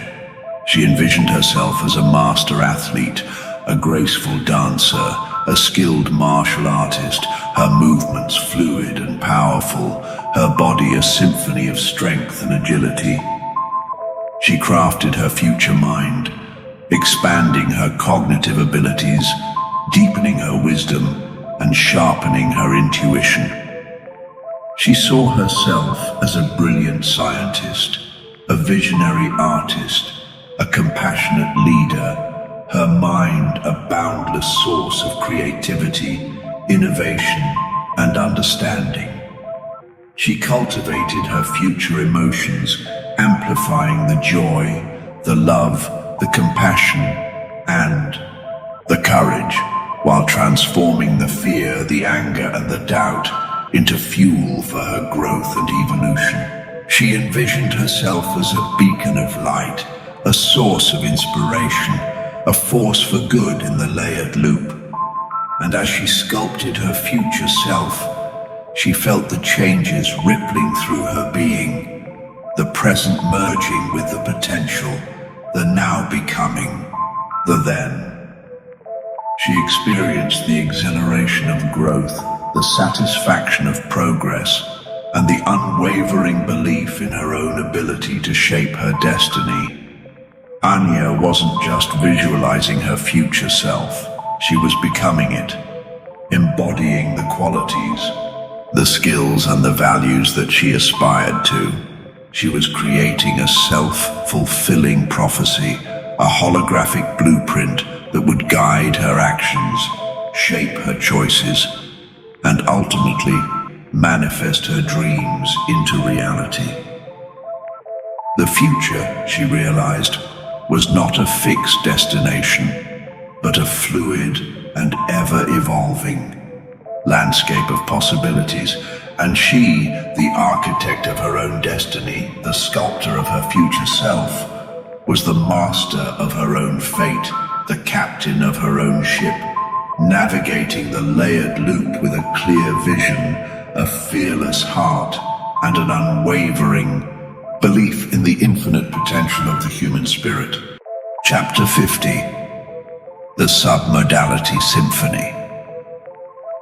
Anya Petrova, the woman who sculpted reality, danced with time, and explored the infinite depths of consciousness, now stood at the pinnacle of her journey, the culmination of her adventures through the layered loop. She had faced her fears, healed her wounds, and embraced her full potential. She had mastered the art of submodality manipulation, transforming her perceptions, her experiences, and her very being. And now, as she stood at the threshold of a new reality, a new chapter in her endless journey, she felt a profound sense of gratitude, a deep appreciation for the layered loop and all the wonders it held. The holodeck shimmered, its boundaries dissolving, merging with the layered realities that surrounded her.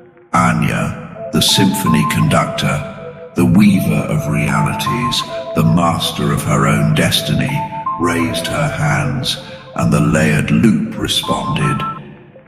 A symphony of selves erupted from the depths of her being, a chorus of voices, a cacophony of experiences, a tapestry of memories, emotions, and aspirations, all woven together into a harmonious whole.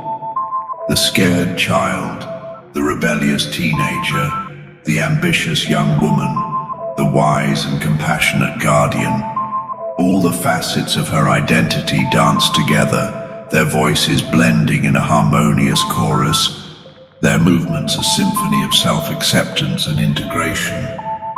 The landscapes of her dreams, the monuments of her achievements, the echoes of her past, and the visions of her future. All the realities she had explored, created, and transformed merged into a single breathtaking panorama, a testament to the boundless potential of the human imagination. The fears she had conquered, the beliefs she had sculpted, the emotions she had mastered, and the relationships she had nurtured, all the challenges and triumphs of her journey resonated through the layered loop, a symphony of growth, resilience, and transformation. And as the symphony reached its crescendo, Anya felt a profound sense of connection, a oneness with the layered loop and all its inhabitants. She realized that she was not just a participant in the grand experiment of consciousness. She was a co-creator, a conductor, a weaver of realities, a master of her own destiny. The layered loop, with its infinite possibilities, its endless challenges, and its boundless potential, was not just a playground or a battleground. It was a symphony, a dance of consciousness, a testament to the infinite potential of the human mind. And Anya Petrova, the woman who had dared to explore the depths of her own being, to challenge the limitations of reality, and to embrace the endless journey of self-discovery, had found her rhythm, her place in the grand orchestra of existence. The music swelled, its melodies echoing through the layered realities, its harmonies resonating with the very essence of consciousness. And as Anya listened, she smiled, knowing that the journey was not over, that the music was just getting started, and that the symphony of self would continue to play on, forever evolving, forever expanding, forever revealing new wonders and new possibilities within the layered loop. Epilogue. Years passed.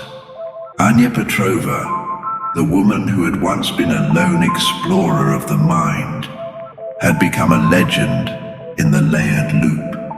She was known as Anya the Weaver, the architect of reality, the maestro of the Submodality Symphony. Her holodeck, once a hidden sanctuary, had become a beacon of transformation, a pilgrimage site for those seeking to explore the depths of their own consciousness, to heal their wounds, and to unleash their full potential. Shifters, cartographers, even a few curious shepherds flocked to her door, seeking her guidance, her wisdom, and her unique brand of submodality magic. Anya, ever the innovator, had continued to refine her techniques, pushing the boundaries of the holodeck's capabilities. She had developed new programs, new tools, and new experiences, each one designed to empower individuals and to foster a deeper understanding of the layered loop and its infinite possibilities. She had created a school for shifters where they could learn to navigate the layered realities, to master their abilities, and to use their powers for good. She had established a network of healers, therapists, and counselors, all trained in the art of submodality manipulation, who offered their services to those struggling with trauma, addiction, and other challenges of the layered loop. She had even collaborated with the shepherds, sharing her knowledge and insights, helping them to understand the human experience from a new perspective, and guiding them towards a more compassionate and collaborative approach to managing the layered loop. But Anya's greatest achievement was not in the technologies she developed or the institutions she established. It was in the lives she touched, the individuals she empowered, and the communities she helped to create. She had inspired countless beings to embrace their potential, to overcome their limitations, and to contribute to the evolution of consciousness within the layered loop. And as she looked out at the vast expanse of the layered loop, its realities, shimmering with infinite possibilities, she knew that her journey was far from over. There were still new layers to explore, new challenges to overcome, new mysteries to unravel, and new symphonies to compose. But Anya, the weaver, the architect, the maestro, was ready. She had found her rhythm, her place in the grand orchestra of existence. And the music, it was just getting started. About the authors, the silent authors, an anonymous collective, blend human creativity with AI to craft compelling narratives. They use AI, particularly generative text, throughout their writing process, from brainstorming to polishing. This AI co-writing allows them to explore different voices, overcome writer's block, and fill in plot gaps. While some speculate about their true nature, the silent authors are simply writers pushing storytelling's boundaries, their voices resonating through the words they help create.